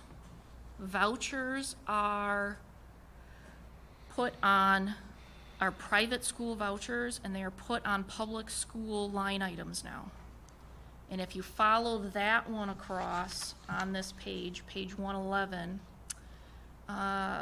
where do I have it? I'm gonna have to put this one a little bit more clear, but it's where I say like includes 187,801 voucher growth. Then there was another 149,000 there. I don't know what that number is going to be until October 15th, literally when the state comes. Right now, I didn't include something, but that's been growing hugely, and that might end up taking away from, again, our debt defeasance. And then I've started putting on the bottom, like if we didn't have that private school vouchers growth on the East Troy Public School tax line item, what those increases would have looked like, and if we could eliminate the private school vouchers entirely being collected under public schools, what the changes would look like percentage-wise. So it's kind of a frustrating piece of the equation that we can't do anything about. And then on page 112, you have the revenue limit formula. Again, it's an estimate. On page 113 is that July 1st estimate of state aid I was mentioning. So you can see some of the numbers that feed in. We could spend a day like on a Saturday just having fun and going through these numbers. That would be great. Okay. All right, then I'm going to go into line item letter J. Yes, letter J, Esser 2 and 3 prioritization, if that's okay. Because again, this all connects. Trust me. Do we want to take care of the motion on the July expenses first? Yeah, we should. Oh, I think we have a motion and We a have second on motion the and a floor. second. Any other discussion on that? All right, all in favor of approval, say aye. Aye. Opposed? Motion carries. okay. Now on to Esser. Now on to Esser. So how this all connects. I'm going to start with page 114.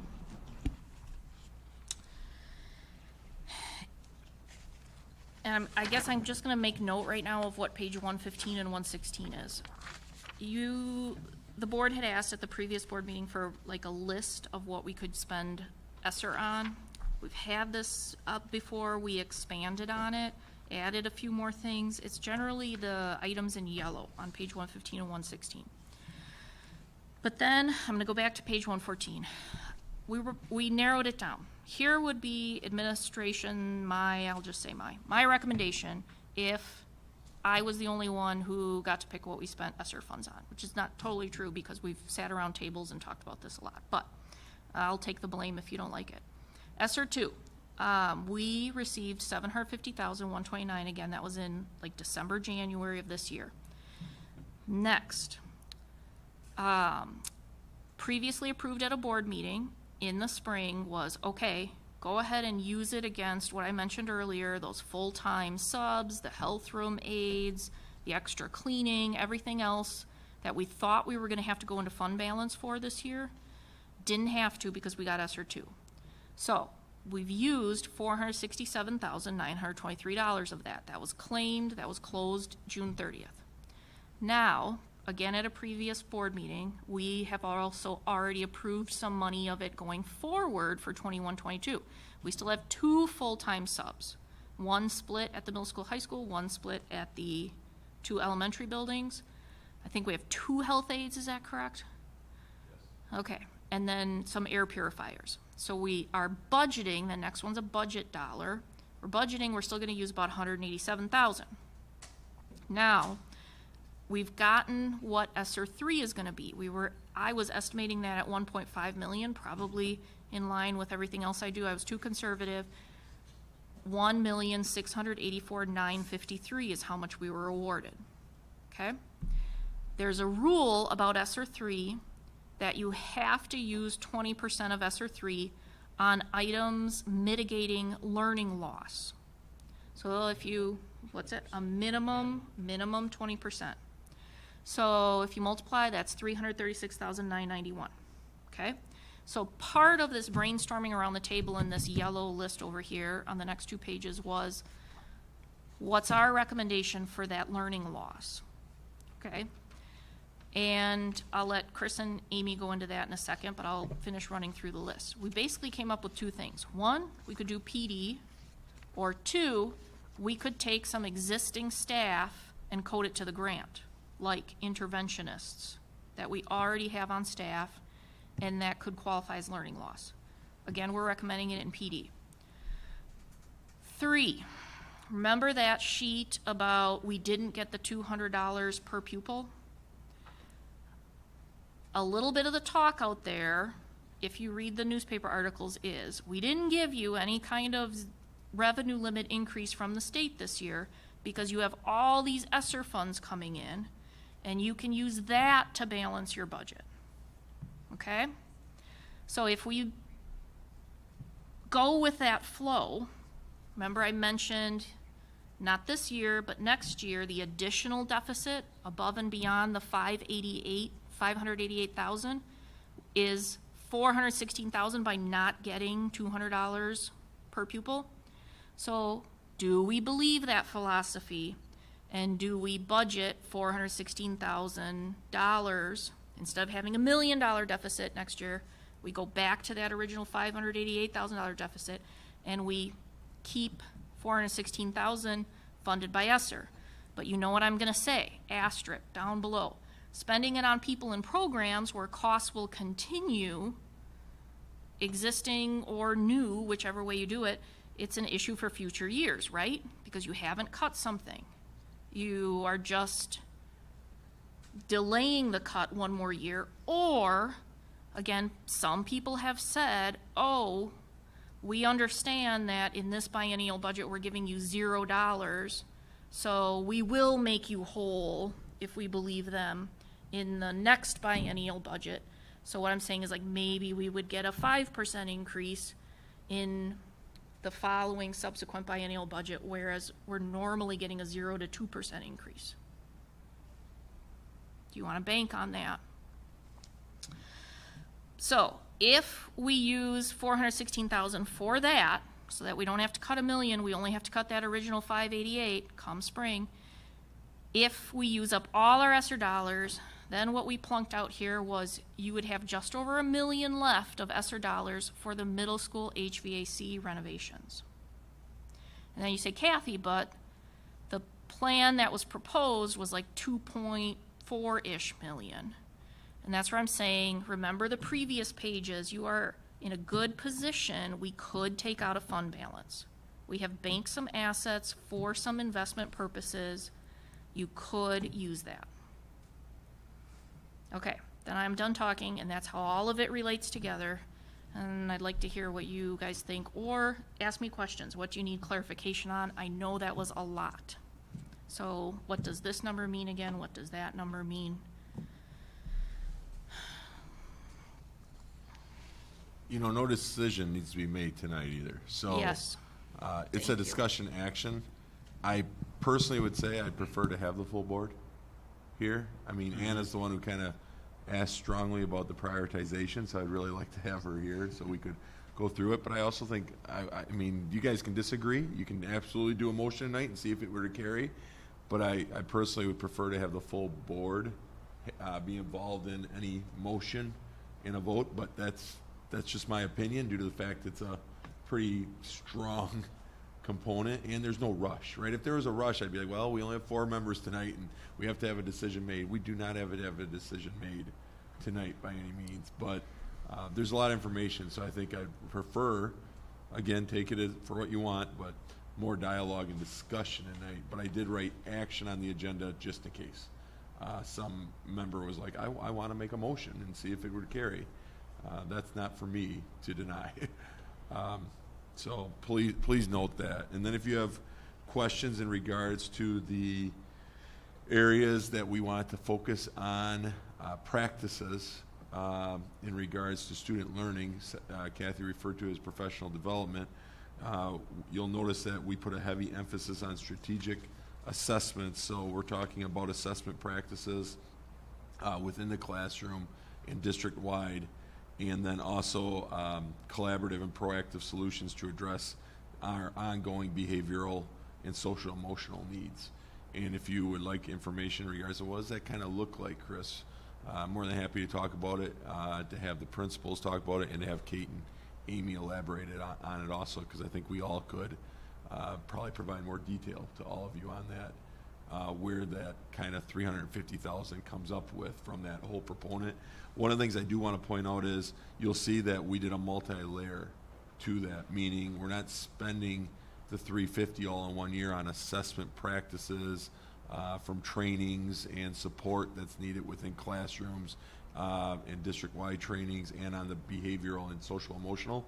We extended that out over 3 years.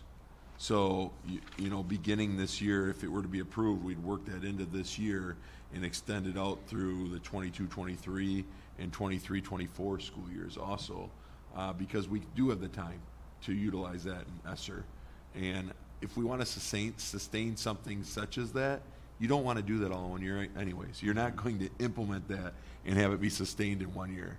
You're going to need to obviously introduce, support, coach, and then obviously introduce, support, coach, and coach ongoing to be able to sustain that for the benefit of kids in the long run.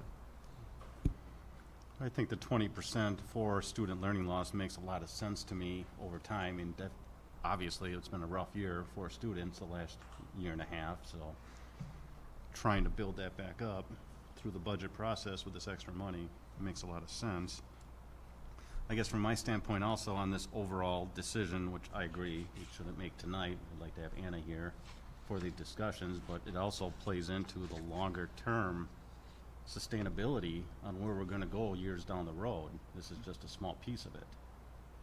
So I think the discussion should be had soon this fall about future referendums possibly, or future pathways to get to a sustainable budget in the years coming up. So I don't know what the rest of the board members think, but at least it's discussions we should start having soon. Yeah, I would agree with you completely on that, Ted. One question, Kathy. When we're looking at the prioritized list, we talked about the fact that Chromebooks are coming up for replacement in 22 and 23, and we have that 41612 that's sitting out there as just sort of a general allocation to the biennial budget. I know there are districts in the state who are way behind what we were doing with technology, and they have been able, well, they have taken Esser dollars to apply to technology. Yes. Because we've already been doing Chromebooks, does that mean that we cannot use Esser $3? Because I guess the other question is, could. if we're concerned about the 416.012 and not being able to use that as a gap closing measure, do we just look at putting 480 in there as a Chromebook replacement number, recognize that we've already been very proactive in funding that account? Now, when we go back to the middle school HVAC project, you know, the dollars are going to wash out. A little more is going to come out of our reserves, but that's okay because we're going to have about $400,000 to $480,000 more. I guess I'm just thinking that might be a way that we can say, okay, we know hard and fast this is an Esser approved use. We don't have to worry. I mean, we still have to worry about what the budget's going to look like that year, but we don't have to worry about it being denied. Agreed. Are you thinking of that, though, instead of the 416, instead of that line item? Or nothing to do with that? You Yeah. are. Because I would still say, okay, let's say we claim the Chromebooks there. That would still mean our spring of next year, we would be cutting $1 million Sure. instead of like 588, yeah. Okay. And I guess I was thinking more along the lines of, I mean, I still worry. This isn't free money. It comes with restrictions. It comes Yes. with all sorts of caveats. And we talked at length early on about, you know, we don't know if we get approved until they approve it. Yep. And so I guess my thought process is anything we can do to remove uncertainty about, are they going to allow us to claim it? I mean, there's no question the funds will be necessary, but how do we take as much uncertainty out of being able to use those? So that's, Bob, are you saying though, and I think I'm following, I just want to make sure. So are you saying that, I agree with the stipulations of how the Esser funds could get approved, you're trying to put them into more guaranteed, which would be the Chromebooks, let's Yep. say, instead of the 416, towards assisting with the additional, I'll say 600,000 other structural deficit for next year. But would you be looking at then the 416, that's an additional structural deficit onto our 600 because of the budget that was approved? Would you be looking, are you saying, I would want you to consider still utilizing the fund balance for that? Or are you saying, no, I'm not even looking to address that 416 right now besides the regular structural deficit process you've always used? I would not be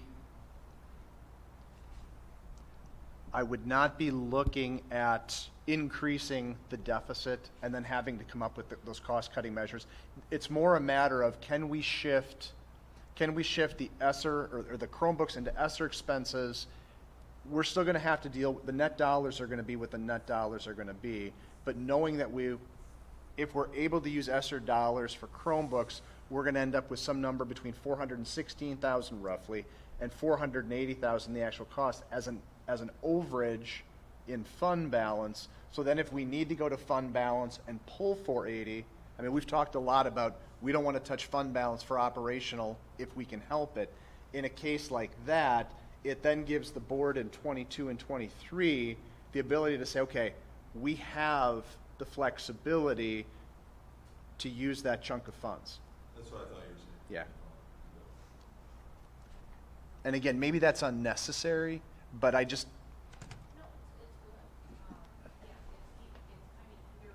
And I go back to Anna saying it's like a puzzle. We move things around in different places, but yeah. Kathy, I have a couple questions for you. In that budget, I went through the budget lines. Sure. Village East Troy Police Protection, January to May, $48,516. Yes, so Is that that's what a we wrote a check out to them for? semi-annual payment. We pay twice a year for our police liaison. Our school resource officer. Is that an officer that's on duty here full-time, or you say police? Yes. So he's in the school full-time, and are we required to have him here, or? And private schools, just so you know. That's why he's out of Fund 80, which is a community service fund. Are we required to have him here? No. No. If I could, though, Dale, I mean, I think it is kind of new for some people. For some people, they're very well aware of a school resource officer. And I'll actually turn to the principals because they probably could answer it best. But from a standpoint of what the SRO has been around in East Troy for quite some time. But the full time, I would like them to explain kind of, because I think people have a perception, and rightly so, if they don't understand the SRO, that they might think about it as it's just local law enforcement being readily available in our school buildings, and that they're just available. And that is not what our SRO is primarily doing in a proactive approach. So I would love to have the building level administration comment on the SRO a little bit. I mean, what's a guy do all day long? Yeah, no, I'm more than happy to let him comment. So, If you want to go up to the mic, Stacy, go up to the mic, just so they can hear it. But they won't be able to hear it on there. Nice try. So at the high school level, the SRO splits his time within buildings by days, but when he's here, he helps us a lot with proactive approaches to a variety of different needs that we may have. So some may come with the child to our building, so it may be home issues or other issues that they bring with them. Sometimes it's truancy issues and is disciplinary in action. Last year it was a lot of mental health, like a ton of mental health concerns. So as you know, we had a presentation today from Walworth County Health and Human Services. You know, they were extremely busy this year, so Officer Hackett helped us a lot with the mental health concerns, attendance concerns could you with have like virtual an learning. example of what a police officer would address? You don't have to put any names or anything, but just an example of what he would deal with. You say mental health, but I don't understand that. Okay. So if a student would have suicidal thoughts or make suicidal statements or be very depressed or come to school, unfortunately, Dale, there's times where there's abuse and then they come to school and we have to deal with that here. And unfortunately, COVID had a big impact on that. So a lot of times it's, supporting us with our mandatory reports that we'd have to take to the county. We can also, use that resource as well. We advocated at the high school pretty strongly for a full-time SRO 3 years ago. We had some unfortunate situations here, kind of a lot within 1 year, and not to get too far down that path again. But we did feel like having a police presence around was important. School safety is a huge part of that. Officer Hackett works closely with Andy Daniels, our school safety coordinator, with school safety as well. So part of his job, like in the morning, you'll always see him outside, just that presence for school safety. So it kind of runs the gamut from, school safety to mental health to disciplinary measures, all day, every day in buildings. Is there like private security alternative that would be less expensive? I'm just asking. Is there like Part of what we do in my opinion, what makes Officer Hackett's role different than a security officer is that support he can provide for us with families and, the law and mandatory reporting and those things that a security guard sitting at a door wouldn't be able to help us with. Yeah, Dale, I can speak a little bit to that because I come from a district that had that. No knock on some of the people that are in those positions, but their ability to work with students. It takes the right type of SRO. Not all police officers are equipped and are able to work within a high school setting. I can say in one of my first weeks here on the job, we had a pretty tense situation, and having an officer directly in the building probably helped to de-escalate the situation because it could have gone sideways really, really fast. And he did a very nice job with it. We processed afterwards. Overwhelmingly, we're an incredibly safe district. It's those one-offs that are really concerning.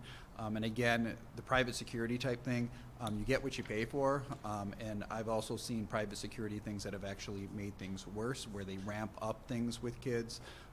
So it takes the right individual, not just any old SRO as well can handle that too.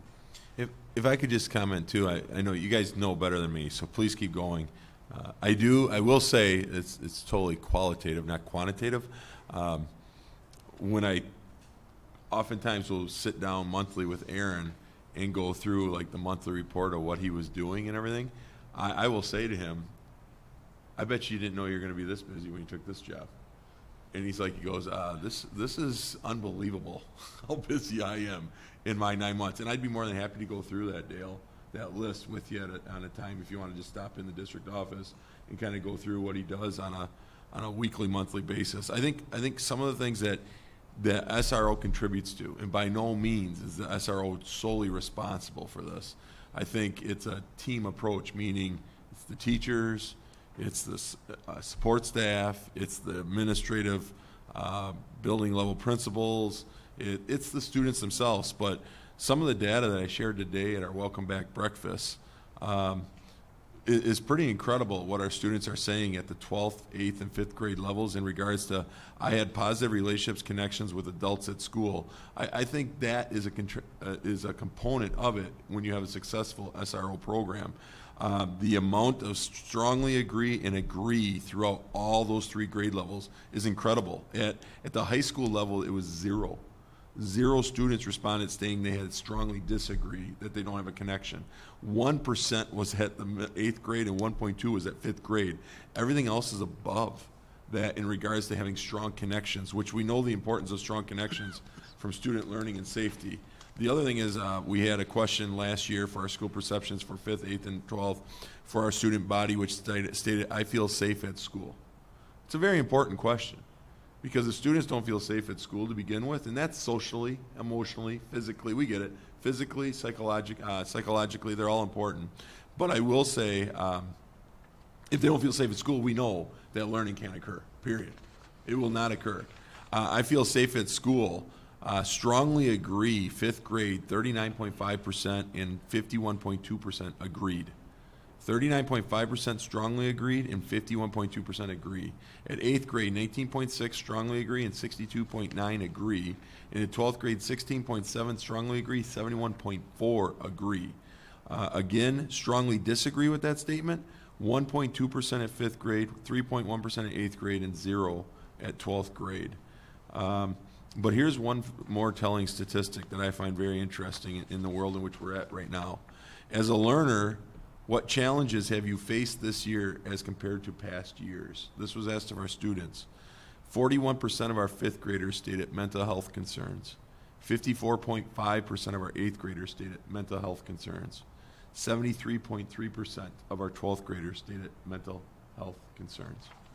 So I know that doesn't go directly to just the SRO, but it's kind of that overall umbrella of I look at the SRO as a huge component of like our pupil services area and our pupil service team, and just support at the building levels to support a lot of that data. I think that data that's encouraging to us, that SRO is an important part of it. I really do believe that.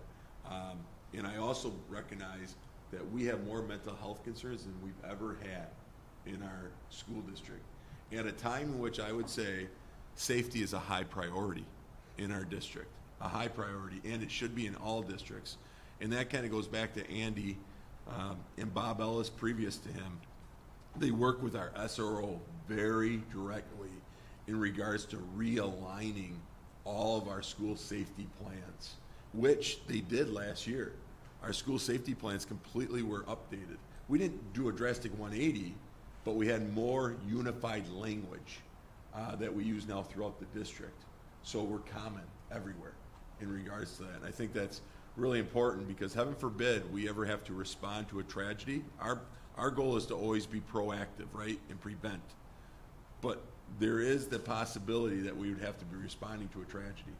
And when we're responding to a tragedy, it is now a multifaceted approach that will be occurring with command centers everywhere around our district.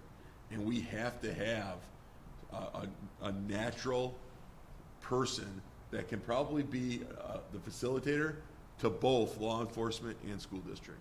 And that would be our SRO. So that's just a little bit of an explanation. Go ahead, Mark. Yeah, maybe just to add to that a bigger perspective too. The way I think about it is really into two different camps, both prevention and intervention.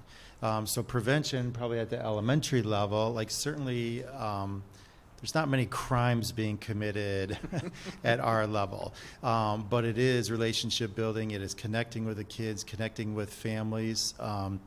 He is instrumental for us in some of the preventative work around the safe schools. Like when he does his walkthroughs, he will notice things that I won't notice, whether it's in the building, whether it's the doors that maybe are ajar or need to be locked or improved or fixed or something, or on the campus itself. So I would say that prevention is really critical, but there's also the element of intervention. Unfortunately, we do have situations where there's a custody battle right at the parking lot about who's picking up Junior this afternoon. So it's sad to say, but that's a reality. And so, I guess I could just speak for myself, rely on his capacity to already know that family, potentially know the situation, and mediate and intervene when there are issues that arise from there. So I think it's really kind of that both and of like preventative and intervention work that he does.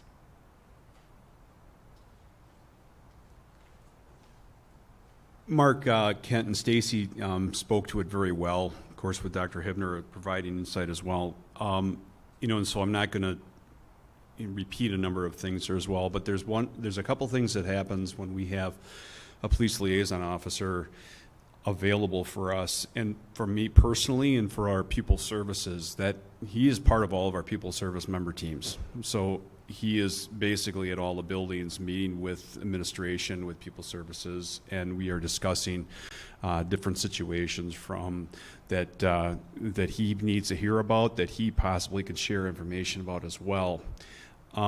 It's not unusual for our SRO and myself to sit down on a Monday morning and we discuss how everything went in the community.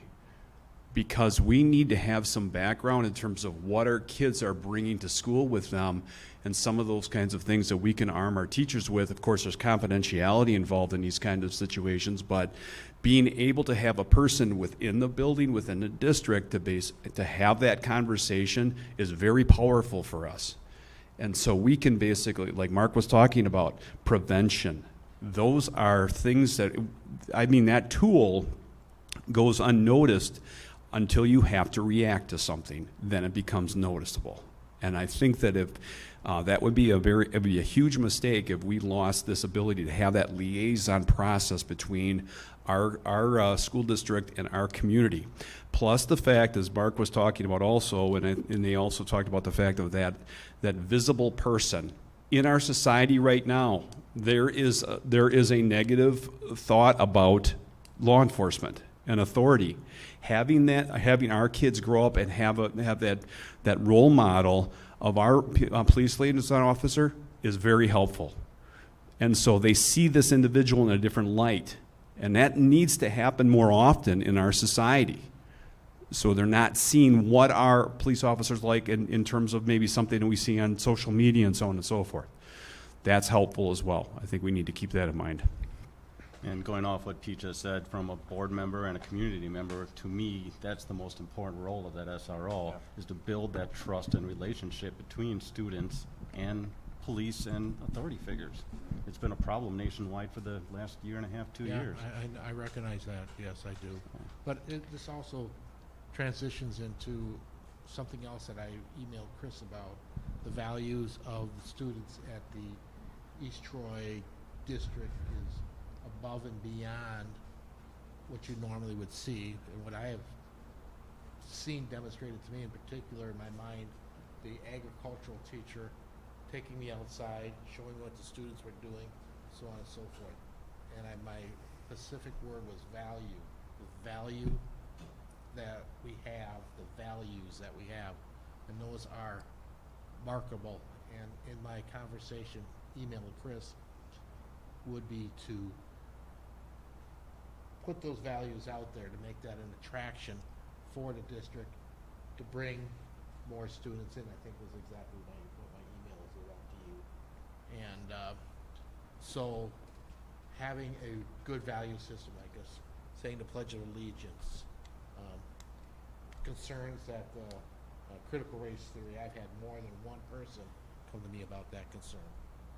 Those type of things, if the East Troy School District is known for the goodness and the value, it is a marketable tool. It is a selling tool to bring more students in. That's one of my points. And I would not mind, and my email to Chris was, let's put some money aside, do some marketing for the values and what we have to offer for the school district to bring more students in.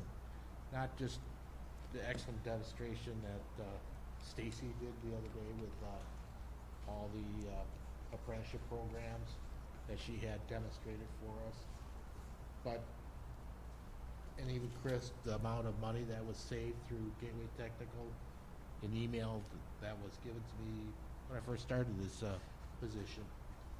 All that's good stuff, and it's all stuff that we should let people know that we have, so that we can bring more students in and build the district up. Totally agree with you, and we've tried that. I mean, we've had money in the budget every year for newsletters and certain things to Well, I think inform maybe- people, and we get yelled at annual meetings for spending money that we shouldn't be spending. I don't know. I don't think, I will challenge that with anybody that wants to. If there's return on that investment is huge. If we put some radio ads out there, if we have our district stand above the other districts, who can argue with that? Yeah. Who can yell about that? If I could really quick, and I don't dispute or disagree with anything anyone's saying, I think we work diligently. We're more than happy to share about how we constantly within our educational system are working to create conditions that inspire students and help them to be invested, help them to be interested in their learning, and just as important, right? Kind, caring, respectful individuals.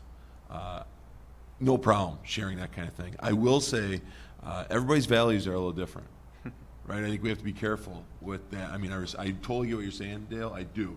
But I guarantee you, I could talk about my values, and they might be different from Ted's values, and Ted's might be a little different from your values. So my point is, right, when we speak values, I think we have to be careful. Like, I don't think we'd have a lot of dispute when we're saying we're trying to teach kids to be kind, caring, respectful people. However, I think what people would say is, okay, how you go about it and how they go about it might be different, right? And that's where, as an educational institution, we have to go back to, and where I'll draw us back to is, I think our policies are really important, right? So like when I hear us talking about this, I go back to our 110 policy, educational philosophy. And our educational philosophy, which has been approved by the Board of Education, right, for some time, states really clearly, the Board of Education of the East Troy Community School District believes that it's a school system that exists primarily for the educational needs of its constituency. A, that each individual who qualifies in accordance with state law and local board policy shall be welcome into our educational program. B, that every learner has an innate ability to learn and will be provided equitable services, practices, and resources. And equitable is different than equal. This ensures that every learner has access to the educational resources and rigor that they need at the right moment in their education. That all learners are provided an integrated system of support, including developmental, academic, behavioral, social, and emotional supports. That every learner has access to authentic, meaningful learning experiences through community partnerships. That students shall be provided with a rigorous and relevant educational environment with an abundant opportunities for learning experiences. To develop an understanding and appreciation of American democracy.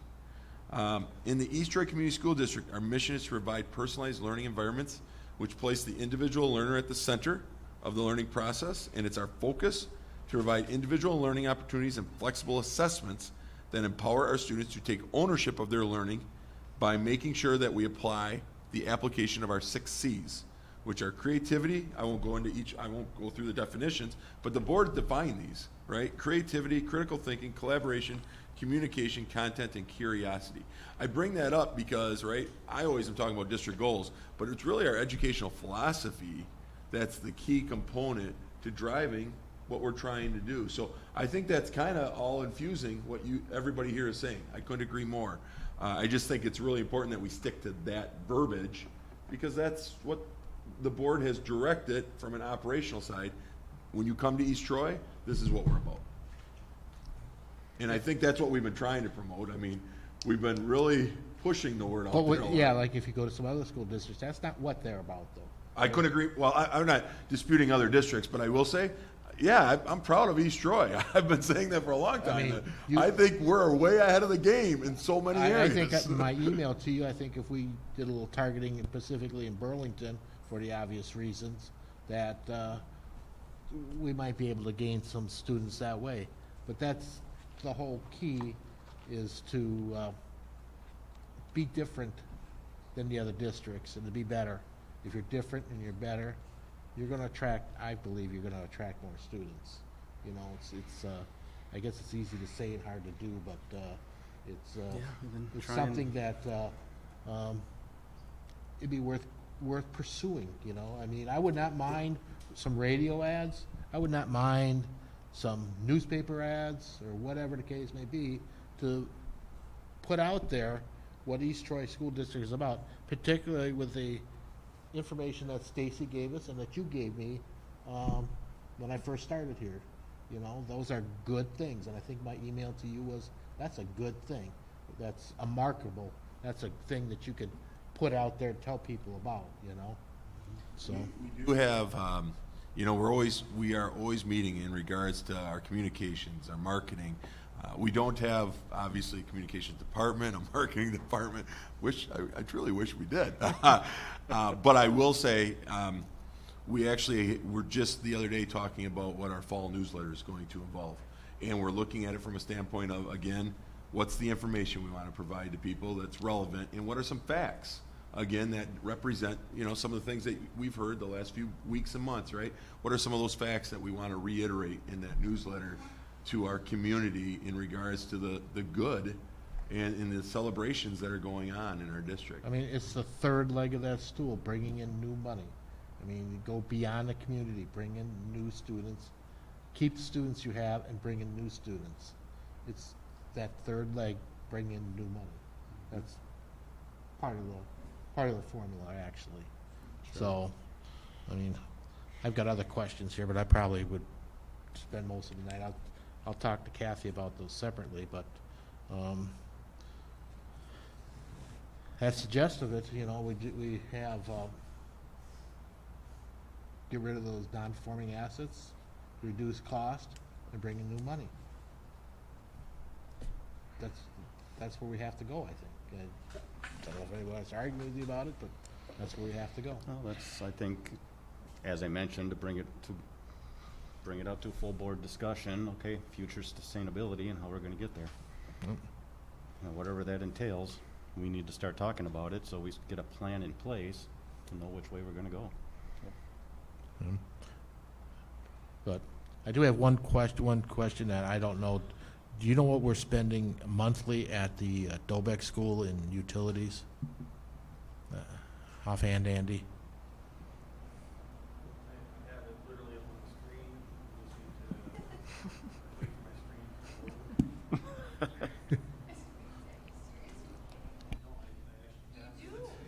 load.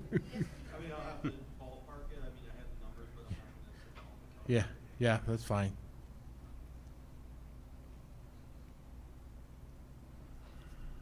Do, do, do, do. Do you want to come back? Can I just say something while he's looking at it? Yes, please, Lindsay. The SRO thing, that's the question came from you looking at it. Right. I think it's important to note that that expense doesn't come from our regular Fund 10 budget. I mean, Kathy can speak to that better than I can, but I just think that's important to mention since. Yeah, it's Fund 80, it's community fund. Right. So it's not our general budget at all. So even if we were to eliminate the SRO, it would not be assisting us in our Fund 10 structural deficits. Yes, I think that's important to know. And I will add to Dale, I think that, it's fair to say, we view our SRO as invaluable. I don't know that we know what we do without it. Okay. It's kind of different because when I went to high school here, there was no such thing. You know, we never had that problem. But Yeah, times have changed. I realize times has changed, and I just got to come up to speed. Appreciate the question. And I really mean that. The reason is, if you're thinking it, I'd rather have you ask it. And you know what? There's many other people that I'm sure are wondering when the SRO is brought up, what's the SRO? What's the SRO do? So I'd rather have that dialogue and have our building level administrators and all of us be able to talk about it and describe it so people have a good appreciation of it due to the fact they understand the impact on the school district and more importantly our kids and how that position assists our district and our staff so much. So I appreciate it due to the fact to clear it up for anybody that needs assistance understanding it. Yeah. Sorry, Dale. No, just on that, though, there's a couple things that stuck out in my mind when I took the tour of the school after being out of it for 40, 50 years, was the passion that the agricultural person has, and seeing the students work out there with their hands on that greenhouse, leaving to go work on some farms, working out in the gardens, and all that is, I mean, that's valuable. That's unbelievable good. I mean, that's, even when I went to high school here, we didn't have that kind of passion for doing those type of things, you know, growing the crops out there and things like that, you know. So that's all. And the bees. So, I mean, that's all things that I didn't know about. And I got a feeling that not all communities are doing that at that level. So I think that's all good stuff, you know, and it all needs to be brought out and be shown and showcased in order to start to bring some people in here. We actually had that dialogue, or I shouldn't say dialogue, when it was me giving a presentation all day. But but I will say during the welcome back presentation today, that was one of the aspects that I was hitting on that I think we should be very proud of. We got a lot of things to be proud of, but we can improve on it, right? And we know we're good at it, but we can become great at it, and that is active learning. Active learning. And so the days of sit and get is not self-empowerment, it's not learner empowered, and it's not the best way for kids to learn. So we do recognize that active learning needs to occur for our students to truly be authentic learners and ready for a career or 2 or 4 year college institute. Okay. So to quick talk about the SRO though, since I'm just going to take a quick second on that. So just if you talk to the DOJ or OSS, just having a police vehicle parked out in front is an automatic deterrent for active threats of violence. He's a key player in helping us plan for those active threats of violence, doing the preventative measures that we work on with our SRP, our safety plan, reviewing that. We review it annually, and then we update it more often than not because we do get some feedback that we're like, oh yeah, we should go in and change that. Last year was an unprecedented year with drills. Because we couldn't do some of our drills because we were violating our social distance measures. So he and I worked on videos that he would actually sometimes go into the classrooms and teach about those drills. And then there was times that we would do a video together and that would get displayed into the classroom as drills. And I don't know how many times we've had meetings that were interrupted because then he had to go to the middle school or the high school. So he is a very busy individual. So gas, averaging it out over the since 2016, we're right around $12,000 for gas, and then electricity is right in the same ballpark, around $12,000. I would say I'd probably go up to about $27,000 annually for gas and electric. Water usage is very low. We don't flush the toilets that much. We don't have a kitchen operating, things like that. So, Okay, that's. we do flush the toilets, they just don't get used a lot. Let's hope. Yeah, I can appreciate I that. gotta clarify my opinion. Unless that's some new protocol I don't know about yet, then I gotta follow. Okay, that's kind of what, I had talked to Steve about this before, that he's kind of ballparked that too. And so that getting out of that school, we'd save that amount of money. So, all right. Ted, if I can just say one other thing, and I know we're not taking any action tonight on Esser. One of the things that we're trying to do diligently is be transparent in everything, but be transparent about the use of the Esser funds, right? And I know that that's been asked too within the utilization of the funds to be transparent with community. Well, we're trying to be as transparent. We're processing this. We've been talking about Esser for how many board meetings, right, and everything, and the needs within our district and everything else. So I ask the community, you know, if you have feedback in regards to what you're hearing, in regards to where we're trying to allocate the discussion about ESSER 2 and ESSER 3 and what you've heard tonight, please feel free to come to the annual board meeting or the regular board meeting, I would say even afterwards, during public participation and offer feedback in regards to it. You know, that's one of the things that I think is really important for the board to hear, for us to hear, as we continue to process where these funds should be allocated. Yeah, speaking of just one, I don't try to not drag on too much tonight, but the $400,000 that we are need and anticipating from the Burns School, I mean, what can we do to make that happen? We need that money. I went there, we went to the planning commission There'll be meeting. another probably plan commission meeting next month. So It's going to be continuous probably for months to come. I mean, is there something that we can do to kind of prod them along, to kind of see it our way? Because we just can't let that $400,000 slip through our fingers. Can't let that happen. I think you gotta let that process work out, Dale. September, the next village board meeting, they're gonna make a recommendation, then they're gonna have a public hearing on it. And you have to publish that in the paper, and that takes 30 days before they can even have the public hearing. And then when the public hearing happens, then the village board can listen, and the plan commission listen to residents, pluses and minuses.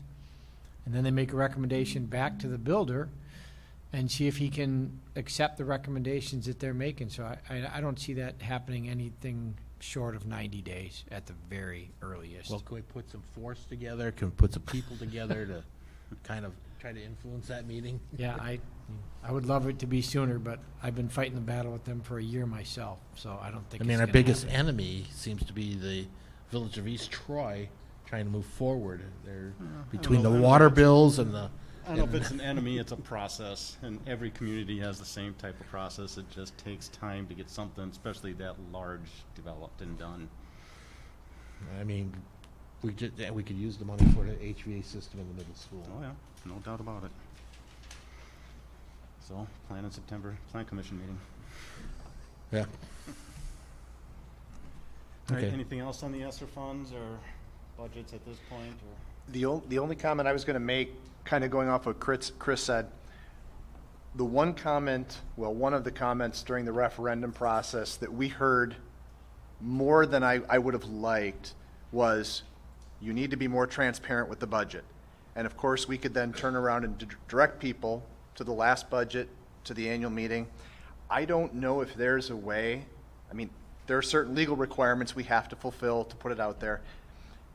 I know we don't have the money to fly a plane over the school district that says, check the paper for the budget. But, I mean, I would like a plane to fly over the district that says, check the paper for the budget. Because obviously people are interested in this. They want to know what's in here. And to be fair, why would you think to look at your paper one particular September all the way in the back? I don't know how we do that. I don't know if it's a blast to every district family. I don't know if we spend the $50 for an insert in the East Troy Times. I'll pay the $50 to stick an insert in the East Troy Times that says, go look at page 12. But more than ever before, one of the messages we heard was, we need there to be transparency. We know there is, but we need other people to know there is too. And so this is a great opportunity. And by God, if we got 50 people at the annual meeting on top of that, I mean, that'd be fantastic. It'd be 48 more than usual. Yeah. So I don't know that there's anything we can do to improve the awareness, but by God, I'd really like to see us try. When you were saying like an insert, Chris, let's put an insert in the newsletter. You said you're working on it for September? I don't know, that's the problem, I don't know if we were gonna get it done by September. Okay. So that's the problem, I don't know if we Well, were. even after the fact. it could Yeah, be I in agree, there, but I think the annual based on what meeting Bob's budget. saying, to try to get to the annual, and them seeing the budget in advance, the proposed budget, but I think we can think about something, Bob, and come up with some sort of blasting. The issue was, even some of the parents I talked to who didn't vote in favor of the referendum last time, there were some things that they were not aware of. And, our role is not to decide how people vote, but we do need to make sure they have the information that they need to vote in an educated format. So, whether this helps or hinders, whether a referendum is even necessary, we'll figure that out. But I guess I want to make sure that if we were to go back to referendum, or if we were to take some sort of Herculean endeavors, I really don't want anybody to come back and say, well, but you never published the budget. No, it's there. So. If I can just state one thing, and I couldn't agree more with everything that's been said, and Bob, I appreciate that comment. That's just, I hope people really take into account all the information that Kathy went over in regards to the closing of the 2021 school year, and where the revenues, and granted that was a heavy part of Esser 2, which is a one-time federal dollars, but the expenditures, and yes, heavy part of COVID related, if you look at all the asterisks related to there, right? But I think it should be noted. Like, sometimes I think there was that impression, and I heard that during the referendum, well, you guys need to stop spending. Okay, well, let's look at what we just did tonight and what we went over. I mean, those expenditures could have been spent. We could have allotted to spend that in a lot of different ways, but we didn't. We came back with a positive variance for a lot of different reasons. Some that we wish we wouldn't have had to do, right? And we wish we could have had more of a normal year last year, and we wish we wouldn't have had to do salary freezes the year before that. So some of those things, and we realize what salary freezes is meaning in regards to our comparison of being a competitive district with others. But again, the reality is we came back with a positive variance at the end, which allowed us then to do some B&G work that we needed to, not nearly to the scale and scope that we had to and proposed to in our 8 million capital question, but we still were able to at least do some of those projects, about $400,000 to $500,000 worth, where a majority of those projects at least aligned to those projects that we were proposing in the referendum question. And I think that's really important, because that is fiscal responsibility. That is fiscal management. And that is trying to address it to needs. So I kind of want that denoted. And denoted that this is not the first year we've done that. Matter of fact, I can't think of hardly any years that we haven't been able to do that. And so that's strong financial management. And yes, we do project our projections, and we utilize conservative models so that hopefully in the end we can have positive variances. You know, some may not elect to want to do that, but you know what? That can lead to, instead of having positive variance, turning and utilizing your fund balance at the end of the year to have to balance your budget, which is not a direction we want to go. Not a direction we want to go. And I oftentimes will say to people, it's called a budget, right? It doesn't become an actual until everything is said and done and the books have been closed for the year, right? It's a budget.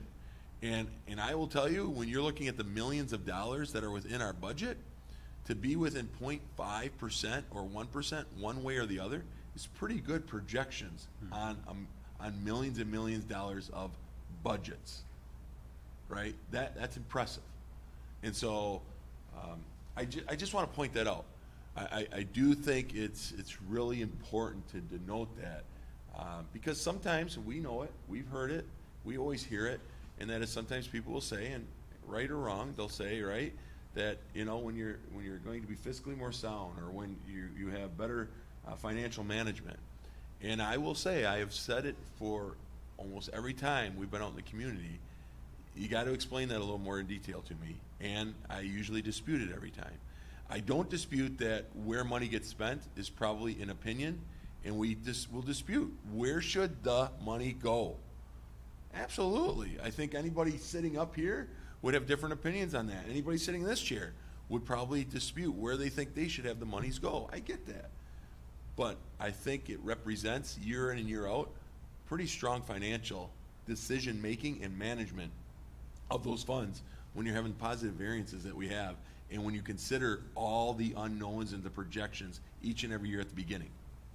So, and I think that's a credit to everybody, but I think that's a huge credit to her, Kathy, in regards to her constant planning.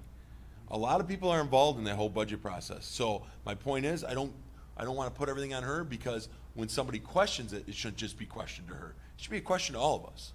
But I will say, she also deserves to get the praise more often than not than the criticism. So, good job tonight, Kathy. Chris, can I just talk about the timeline on the HVAC project if it does get approved? No, Andy, we've run out of time, but thank you.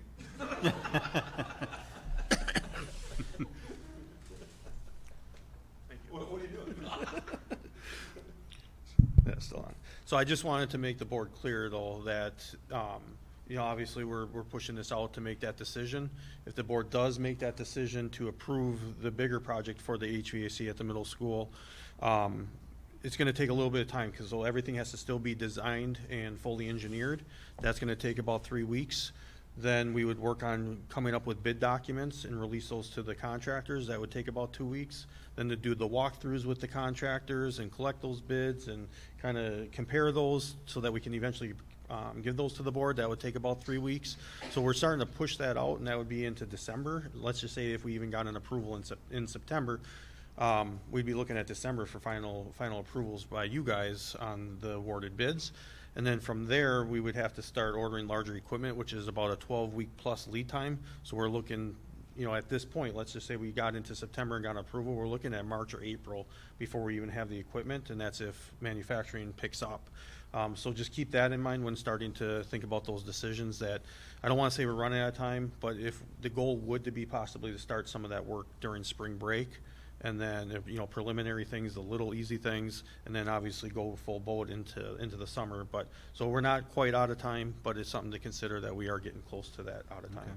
So, thanks. Are you still at the $2 million mark? So it is, Kathy mentioned 2.4, it's more gonna be around the 2.6, 2.7. But as we know, things are coming down again. Those higher numbers were worked into PSI's number, being, you know, kind of like budgeting, just kind of trying to predict and project. So when the final design, I don't know what that's gonna look like, but I feel comfortable saying around the 2.6 to 2.7 mark. Again, there's a lot of different options, so Kathy might have been working off of one of those other options. I think we're down to really the two options, heat exchangers or the more moderate, I think we called it the possible solution, not the viable, not the preferred, more in the middle, and that was the 2.7 option. But things are coming down. And then when I looked at some of the, or had conversations with PSI that put that together, they were scoping some other pieces of equipment that probably were more expensive. I'm not one that I need the Cadillac of everything, but I definitely don't want the, I hope nobody has one, a Buick. So I want to put in quality equipment into our facilities to last longer. So, any other questions? Thanks, Andy. All right, anything else on Esser or budget? All right. Move on to retirement benefits, policy 553. So we were slated for a second reading with the first board meeting in August with policy 553. That meeting got canceled because we wanted to go to that village planning committee about the topic Dale had just mentioned. So I was hoping tonight was going to be the third and final reading. So I'm asking if we can still skip to the third and final reading, if okay with you. If not, that's okay too, but I usually send forfeitures in to the HRA company in September. It would just push me back a month if I still have to wait for this language change. Again, what this policy is about is if someone is laid off, which happened in April, and they have 10 years or more experience with East Troy Community School District, those HRA forfeitures I spoke about would not occur for that individual employee. Okay, I know we've talked about this already. I'm willing to make a motion to approve policy 553 as presented tonight. I could second that. Discussion? I guess my only question, and this doesn't change for the individual situation, but kind of looking forward on the policy. So these are benefits that an individual accrues during their employment, and this is a situation where they are being let go on a no-fault situation. It's not Yes. It's not somebody who's misbehaved, who's done something wrong, who has poor performance. So I was comparing it, and we've already Yes, accrued. budgetary reasons. Yeah, and Yep. we've already accrued the expenses. So if they've been with us for 6 years, we've already booked the expenses in previous years. It would not come back to us as a revenue, which, again, Correct. I was pointing out, like this year, we had 57,000 in forfeited revenues. So philosophically, where I was going, I was having a conversation with somebody in an unrelated industry, and they were talking about, they said, well, we don't do any of that because if we have to let them go because we don't have sufficient business, we treat it the same way we do our 401k plan. And that made a lot of sense from the standpoint that if you have an employer match on like a 401k, businesses have either they can have an immediate vest, but most have a 3-year or more likely a 5-year vest. And I guess the question that came back is, we know that our compensation packages are not at the top of the heap in the conference. We know that we're fighting with a lot of bigger districts who can write a contract termination check and not think twice about it. Right, And especially if you I go guess up my only to comment is, Milwaukee. yeah, if this was a situation where we didn't have to account for the expense and somebody leaves and now we have to write, here's a $20,000 check on top, that's a very different story. If it's a situation where we have a good employee and all of a sudden we have to say to them in March, hey, so sorry, we don't have room in the budget for you, and there's a good chance we're going to have that conversation looking at budget numbers, I guess my question is, is a number like 5 years something that we want to think about? I realize that's going to mean we're going to lose some of that clawback, but hopefully all of our employees are planning to stay, 10 years anyway. And if we cut them loose because of budgetary reasons,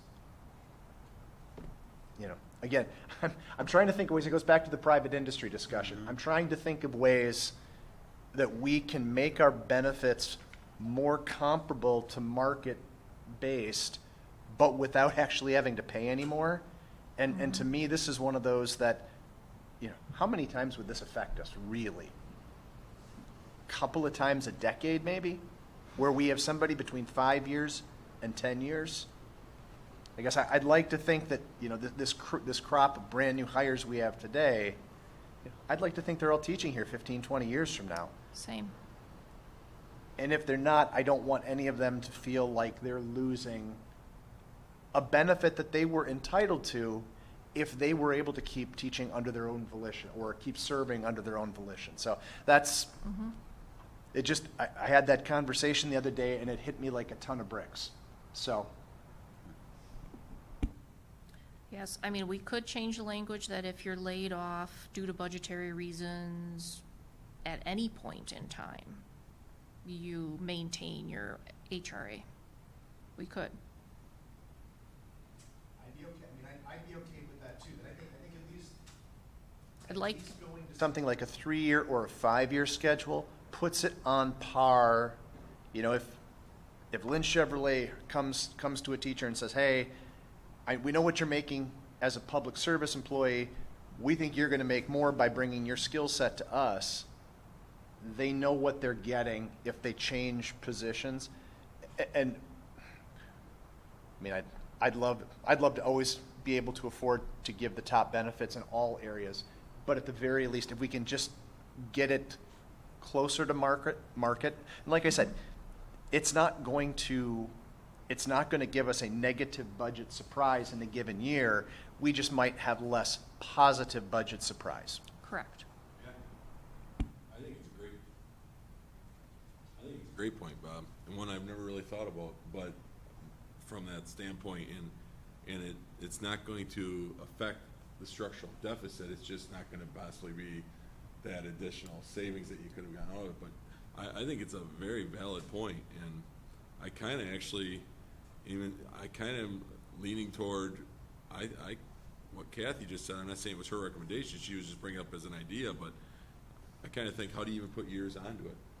Why do you go from 10 to 5? Why don't you just, it's provided if a person's laid off. And unfortunately, yes, we recognize we're going to have to do more layoffs if things don't change from a financial standpoint via growth in our enrollment to a lot of additional assistance at a state level or a referendum at our local level.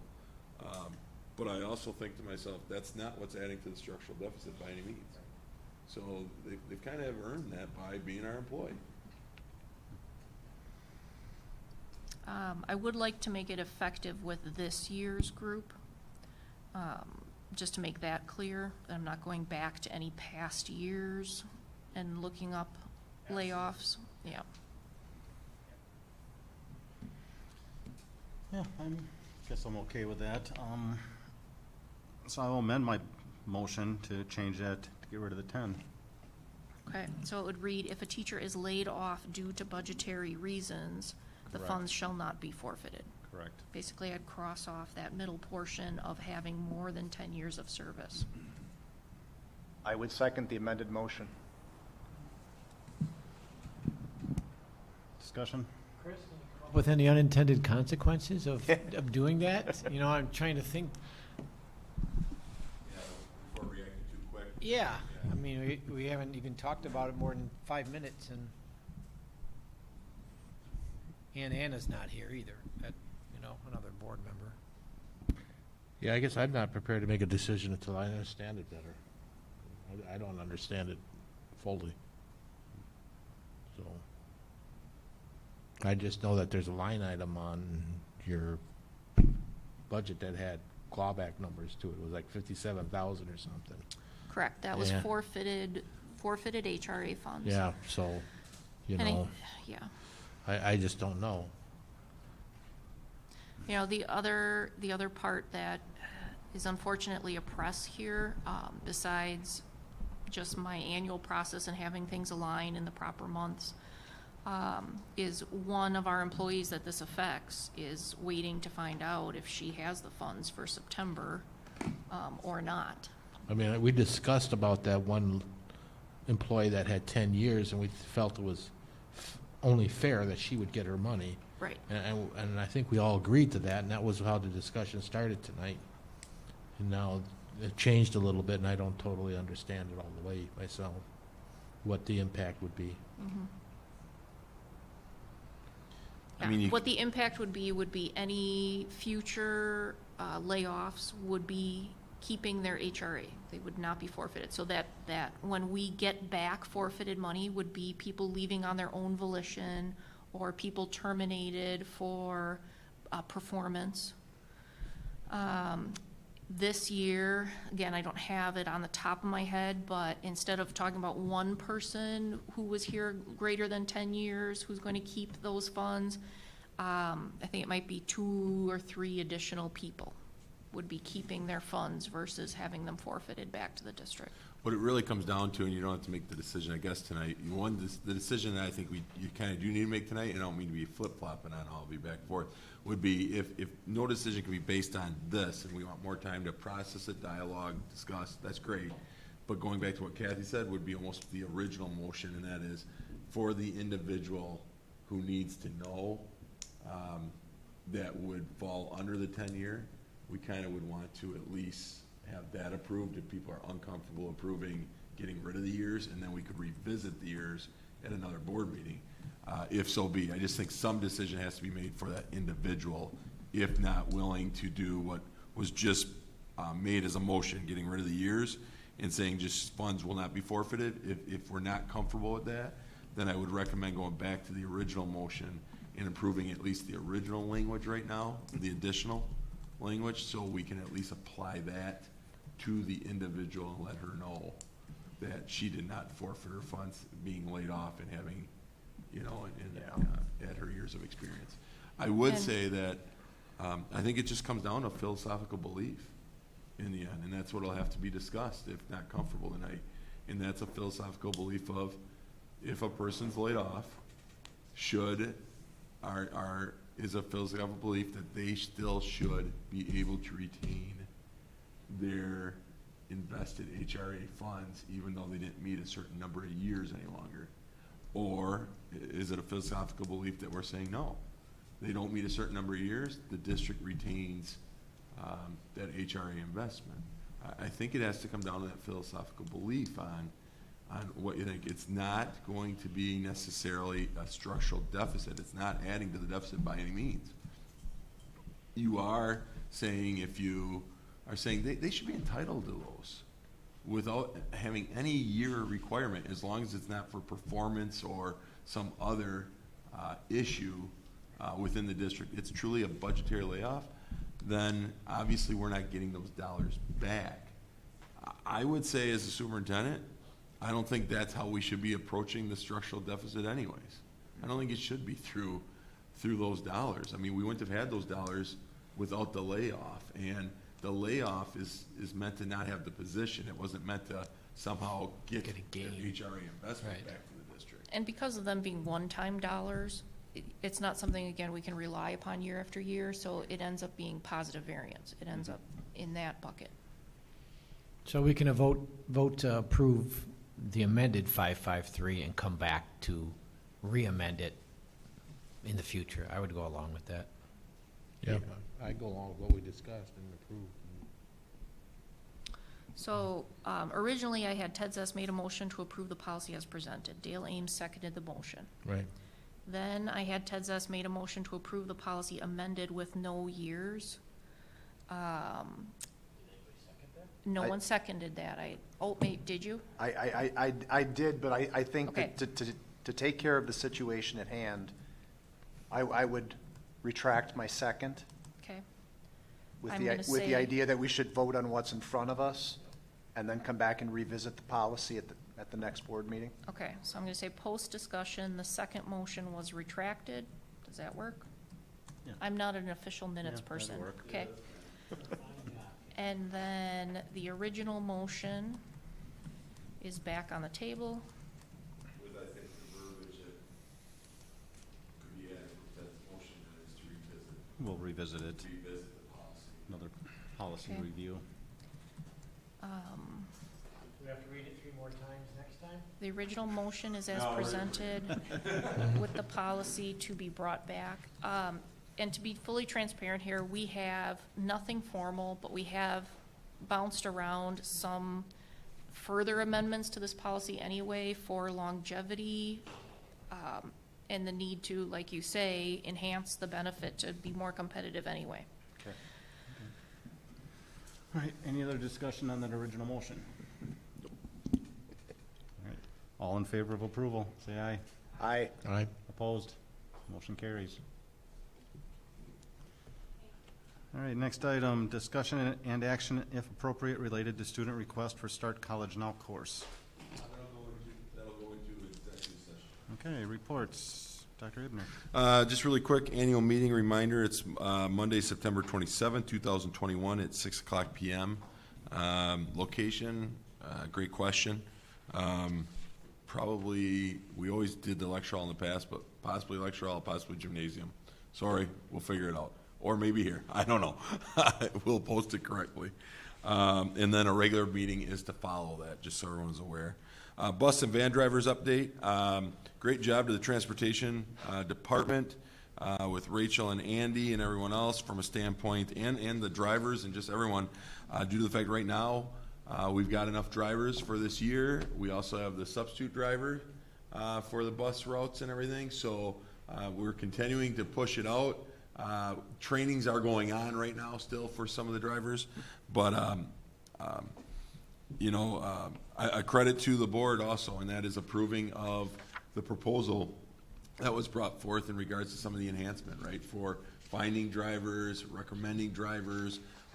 I have no idea if I can say those things are diligently the reasons, but they couldn't hurt by all means, and hey, we've got enough drivers, so something has occurred. I also would say that I think it's the way Andy and Rachel and everybody have been pushing out the information and the need and the flyers. So Amanda did a great job organizing their content and pushing it out via social media and everything else. So great job on that. And van drivers, we're good, Andy, but we could use more. Is that correct? Okay. So we're good with van drivers, but we could use more. So the point of the message is, if you're interested in driving, bus or van, contact the transportation department. We definitely still could use substitute drivers and all the time. Things will occur. But we're in a pretty good shape right now, so that's the first time in a long time. So great job to everybody who's been involved in that. And then finally, CTE, the Career and Technical Education Incentive Grant, and the Mental Health Grant. I would like Stacy, if she could just really quick hit on the CTE incentive grant and give an update. And then I'm going to have Kate report out on the mental health grant. And the biggest thing I want to state off of that is, we already heard about a grant earlier for when Pete was talking about the reading garden reading. I'm not sure how it was phrased, so, but I appreciate that. But what I want to state is this, these are both grants too. During the referendum process, we brought that up a lot. People were asking, I can appreciate that, I do appreciate that. What else do you do in addition to try to find revenues? I like that, right? Donations, all that. We shared how many grants we get, and we get an enormous amount of grants without having a grant writer in this district. Because a lot of districts have a sole grant writer. And anybody who has written a grant before knows the amount of time that can go into grant writing. And there's no guarantee with all the time that you just put in to getting the grant. So these are just another example tonight from what Pete presented, what Stacy's going to present, what Kate's presenting, of a diligent amount of time and efforts being put in by individuals in our district towards getting these additional supplemental grants to assist our district.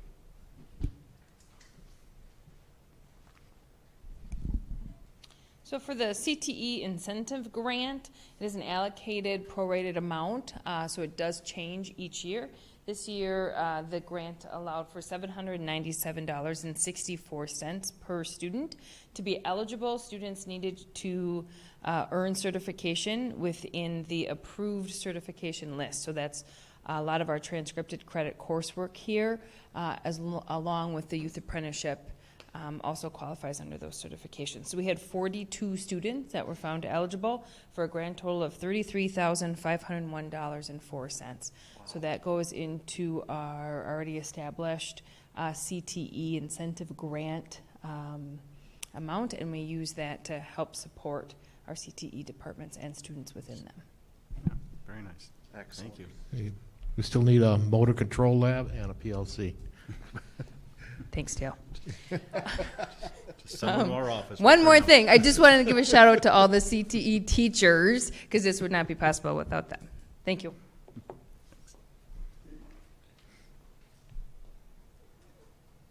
Okay, so the school-based mental health grant, so we applied for this back in the spring, and originally thought we would hear back earlier in the summer, but just heard this week that we did receive one of the school-based mental health grants. So this is a competitive grant that we've applied for similar grants in the past. This is the first competitive grant that I've successfully been able to say that we've gotten and that we're going to receive. So it is for there's $10 million that will be spread across 153 districts or applicants from that, and so we will receive $75,000 each of the next 2 years towards mental health services in the schools. So what we had put into the grant application for this first year, the second year they're expected that it would continue, but that depends on the budget, of course.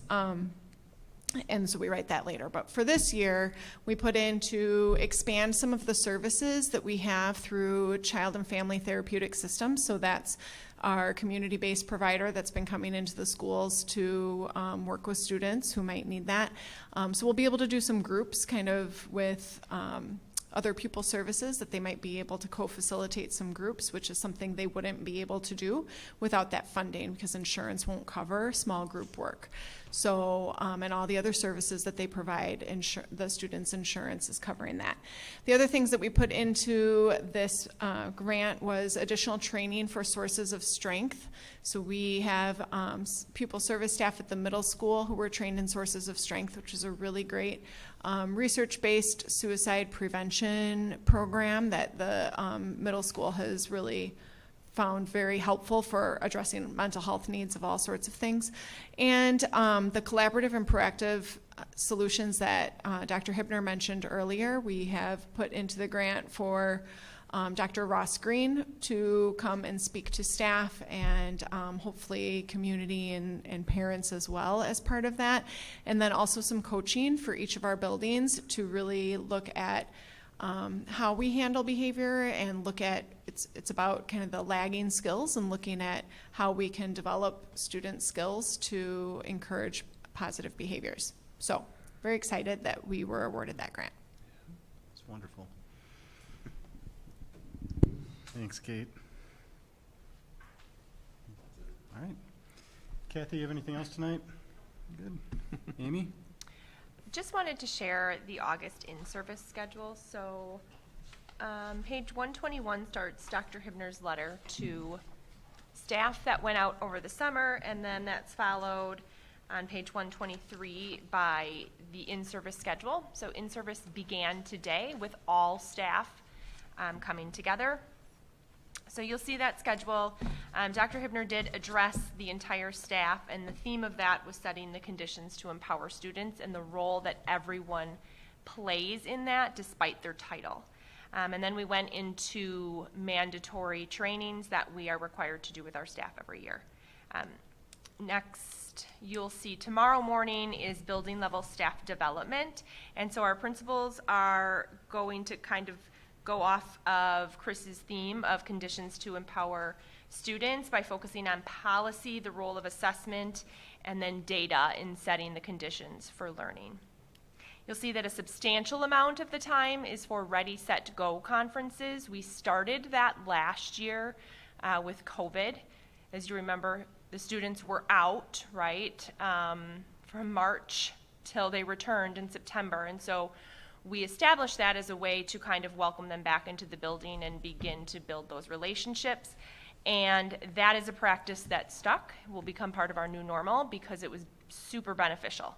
So essentially, families and students have an opportunity to come in to meet with the teachers, and it provides an opportunity to make the connections with students and families prior to the start of the school year. So it's more comfortable returning to school. At the elementary level, it allows us to jumpstart the assessment process so that we know where students are when they're coming in, and then we can inform instruction to meet their needs. And then on Thursday, there's, again, building staff development, so teaching and learning department, so Sarah Eckert and I, and then Kate from Pupil Services will be rotating buildings to discuss learning loss and assessment practices, and then education all, so inclusive practices to close achievement gaps or opportunity gaps. And then it continues through Monday and Tuesday with Ready, Set, Go conferences, and then more staff development. Any questions about in-service? And really quick, the bracelet on your tables, take it. I hope you actually do. But that was distributed to each staff member due to the fact that it was kind of the theme as we were talking about the conditions that are needed for student empowerment. And now tomorrow, the principals will be talking about what are those conditions and how our policy supports that. But the overall emphasis was learning is different here. And we're talking about it from a programming perspective and a systemic practice standpoint of if our students really are getting empowered learning environments, the learning will be different here. So it's our emphasis, and we're going to keep pushing it. So that's where the bracelets come from, so you have an idea. And then lastly, I put a schedule for the Student Learning Subcommittee on your, at your places. We have, just like we did last year, the meetings will be held prior to the regularly scheduled board meetings beginning at 4:30, so 4:30 to 5:45. We were planning to start in September, but because September is the annual meeting and then a regular board meeting, we didn't want to add a third meeting to that day. So for that reason, we will begin in October, and the focus areas are listed below. So there will be some district data review and the continuous improvement planning that we're doing as a district, a review of technology and engineering programming. It's going to be a textbook adoption this year, elementary and middle school social studies, and then we have to dig into human growth and development policies. So it's a pretty, I don't know, it's a lot. So that will be throughout the year, we'll be tackling those items. Any questions? Sounds great. Okay, Thanks, Amy. you're welcome. Anything else, Kate, tonight? Okay. And I have nothing, so we'll move on to policy review and development. Second reading of the commencement policy, 345.72.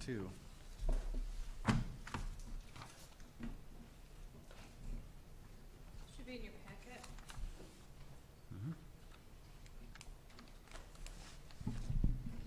So we brought up the idea of moving the date of graduation to the week prior to graduation. We are proposing Sunday in our second reading here, so the Sunday prior to graduation, a week earlier. What we would like to do is to get some feedback from seniors and teachers now that they're all back at our September staff meeting, and bring that back to you guys at the next third and final reading.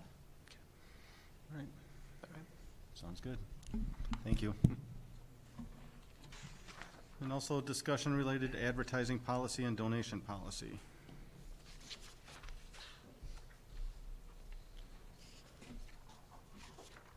So starting on Any page suggested 120. changes to what we have, or? Well, you know, it's all, let me put it this way, I just don't want to say I throw it at the wall and see what sticks. But, you know, if you don't try some things, you don't know, you know, the idea, and then maybe, not just my ideas, but it needs to be everybody's ideas of maybe opening up a check account at Citizens Bank and advertising that we're taking donations. Maybe that'll yield something, but maybe it won't yield anything. If it doesn't do anything, then just, we won't do it, you know? But, I mean, I'm open, and I think we all should be open to some ways to bring in new money that may not be the 100,000 or 200,000 or 300,000 bringing in, but it may be enough to maybe save a teacher's job. Who knows? You know, just, and I think it's the perception that the district is trying to, you know, make ends meet and trying to, you know, investigate all avenues to bring money in. I mean, I don't know if there's a downside to it. There may be, but I don't know if there is or not. And I don't know how to facilitate all of that, but I think Chris brought up the advertising part more than me. I brought up the savings donation part, you know, but Was there anything in any of our policies that prevent any of that from happening, or any changes that So, Will be needed. on the advertising policy on page 128, letter I, and then the numbers, it lists everything that we do allow advertising for. I know it's written kind of weird, that it says no advertisements shall be allowed unless it fits in one of these categories. So, then again, 1 through 7 is what is allowed. So paid advertisements in school newspapers, yearbooks, or other publications. Instructional aids furnished by private sources. Signs on athletic fields, courts that meet the city's sign code. So we do already, again, we would take advertising for signs. Advertising on programs for music, athletics, drama, and other curricular activities, extracurricular activities. A pro-school advertisement for an organization approved by the school board, the display of product names on vending machines that have been approved to be placed in the schools, incidental advertisements that appears when students are using various internet services. So those are the advertisements, I guess, that are allowed. Then right below it are sponsorships. Our policy does encourage sponsorships to help support district programs and services.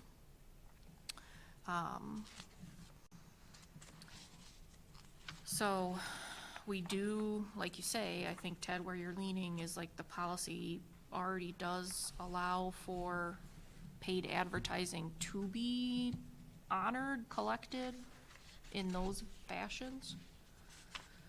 let me ask you this, Kathy.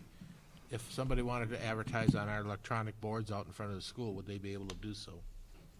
I'd have to reread and again go, can they or can't they? Yeah. It depends on, you know, What if- again, who the business is. On more than a quick answer, Dale, I'd have to read this. Let's say it's, I don't know, East Troy Brewery, or Quick Trip, or something like that, or Shell Station, or McDonald's, or LG's, or something like that. You know, Yeah. can we sell that?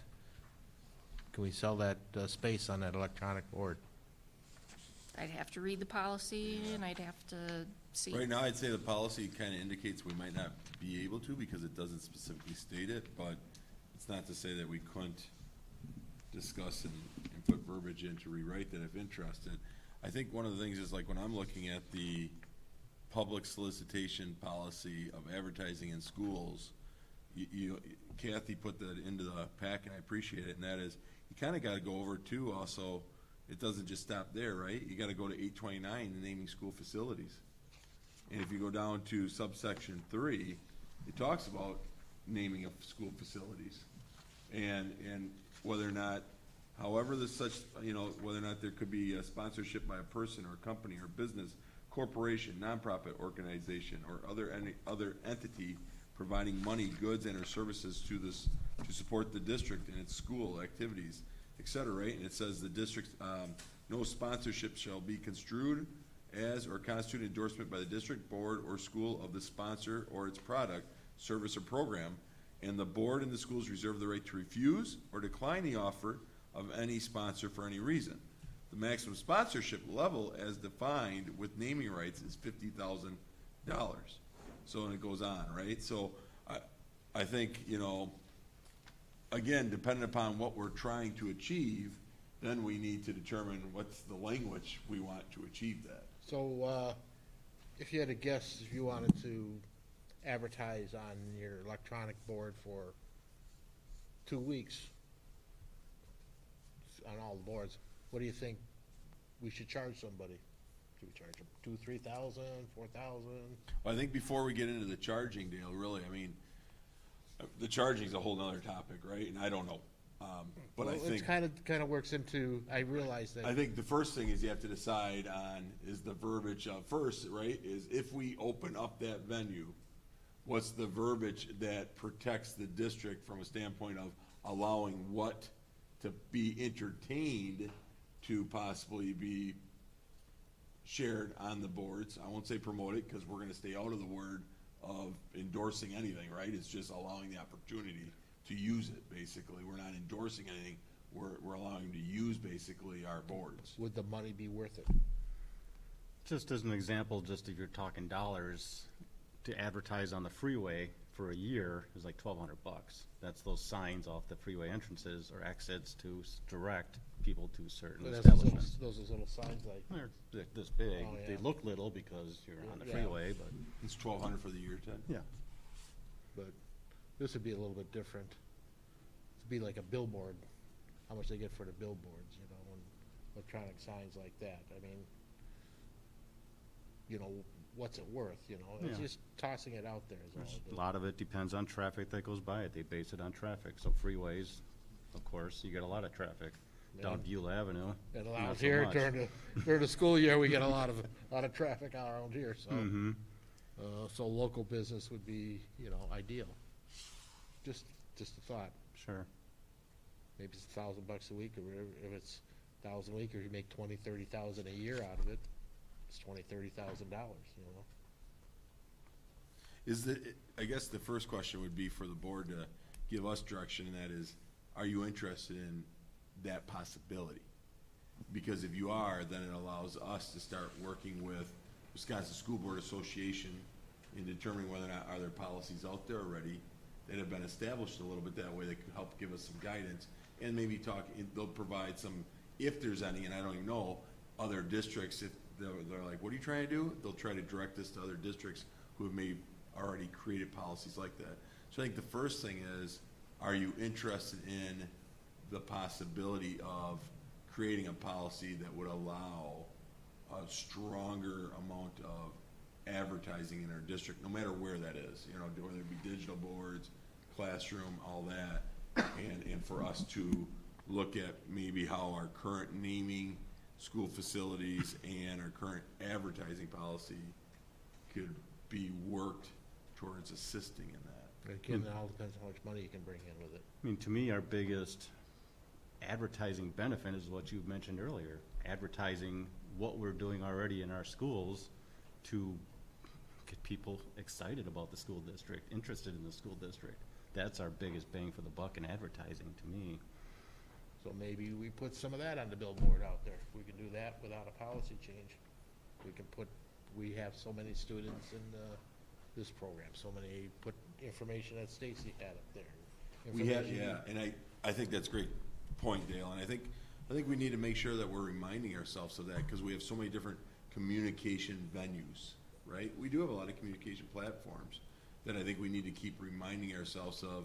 It's kind of like all of us discuss when we're like trying to determine what we want to communicate, then we always have to think about, okay, so what are all the venues and platforms that we use to communicate, right? And making sure that they're all updated. We do provide a lot that's on our district website, which is all of everything that we've shared in these, not this board meeting, but all the board meetings, is always usually on that district website and via our social media. I think a majority of that gets transferred to our digital boards, but I think we gotta make sure that it always gets transferred to our digital boards. You know, because I was just Andy came up to me, but I was looking at the board out there. I just sat in my car, looked at that board, and how many times the school starts, you need bus drivers. School starts, you need bus drivers. School starts, you need bus drivers.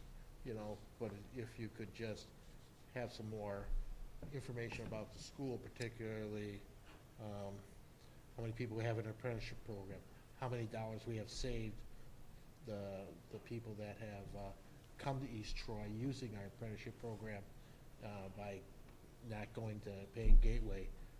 Did you know? And then you keep on, the one thing about advertising is you got to keep on repeating, and to build your reputation.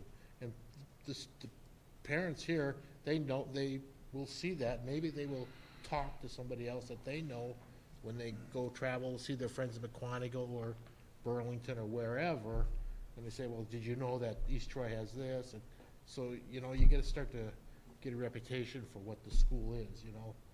It just takes several little different points, and that's just be one of them that's free, doesn't require a policy change, and we're bragging about the school. Nothing wrong with that. So, I think in terms of changing policy, I guess in order to get real excited about changing policy on advertising, I'd want to see some sort of business plan. And it could be a very, very short business plan, but, you know, we've talked about it from the first time we started talking about this policy, and that's that, coming back to a term you used earlier on something else, unintended consequences. And what I worry about, again, and Ted, I'm thinking specifically of you, and I apologize for calling you out, but I know you'll appreciate this, the number of times that our local businesses get hit over and over and over and over again.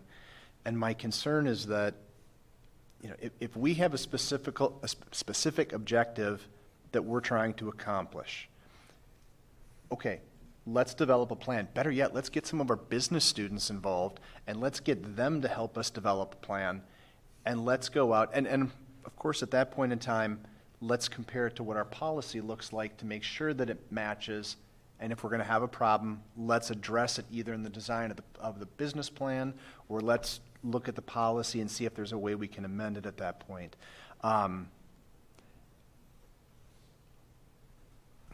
I think it's a great idea to be aggressive and creative in terms of the way we find new dollars, but again, you know, like you mentioned, Ted, the $1,200 to be on the freeway for a year, I'd love to think that putting something out on one of our signs or all of our signs was worth $1,200.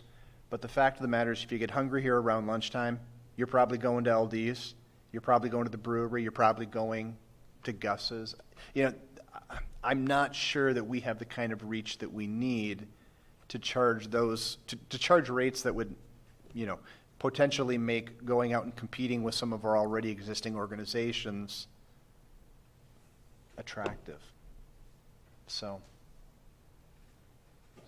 but I love the idea of advertising the things we're doing. I mean, I think that's, you could do quick facts on the board, you know, stick something in there. Quick fact, did you know that our vocational students, you know, collected how many you know, those are the things, and again, not only is that important to, you know, to blow their horn when the opportunity presents itself, but it also then answers some other questions, just general awareness when we need to go out and do other things like go to referendums. So, and I agree, then we don't have to even worry about changing policy, so. Okay. Yeah. All right. so next time I come here, when I drive by, I'll be able to see how many students are in the apprenticeship program, how many are graduating, how much money we're saving. You bet. You better stand there all day. You bet. You're even going to see a picture of yourself up there, Dale. No, don't do that. You'll scare everybody. There's going to be a picture of yourself up there with a big thumbs up. You'll just gonna scare everybody away. That's what you're gonna do. All right, moving on, communications announcements. You know, the only thing I'm going to say is thanks to all the staff today. And when I say staff, I'm talking all the staff. Exciting day. Exciting day to be back. for the first day in service, and I just thought it was an incredible feeling. So looking forward to the rest of the week and next week, and then obviously students coming back. So exciting time, it really is. So hope the excitement stays, and we just continue to progress with that excitement and continue to make progress as a district. I really do believe in what we're trying to achieve, and I think we're on great strides of doing it. And I believe that the learning is different here, but we can just take it to another level. So it's great. Nice. All right, future items for the board? I've got a couple, but I think they probably would have made it on this list anyway. Andy mentioned the fact we're coming up on some time deadlines on the HVAC decision. I think we need to put that front and center. Otherwise, we're going to be playing catch-up with that, and my concern is catch-up leads to more more expense if we have to put a rush on things. To get back to something that you alluded to earlier, Ted, I think that we need to, and I'm not sure what the best way to do this is, I think we need to come back and have a fairly broad discussion about how we're going to address future budget shortfalls. You know, there are different tools available, but, you know, even if it's to the point of, you know, going out and gathering additional public feedback, or, you know, bringing in people from the community to do some brainstorming. I don't know what the answer is, but it's not a question of if, it's a question of when, and the answer is way too soon. Yeah, I would agree, just the whole sustainability aspect and a long-term plan in place. We just need to start working on that. I don't know if that can even be done at a regular board meeting with everything else that we got going on when we have one a month. Right. If we plan on a special meeting at some point coming up. Yeah, and I mean, just to concentrate on it. And that, I mean, I go back to the ad hoc committee, and I thought the ad hoc committee was incredibly useful, both in terms of gathering information and also disseminating information.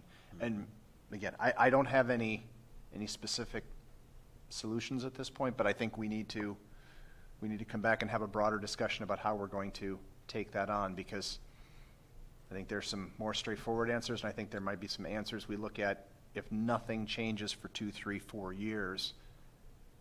You know, do we need to look down the road a bit too? Because I think people, at the very least, people need to have the ability to see the way we're seeing things, so that they're presented with, you know, what the real outcomes possibly are. And then the last thing is just coming back and revisiting policy 553. So. Okay. Is that enough for you? Yep. All right. Okay.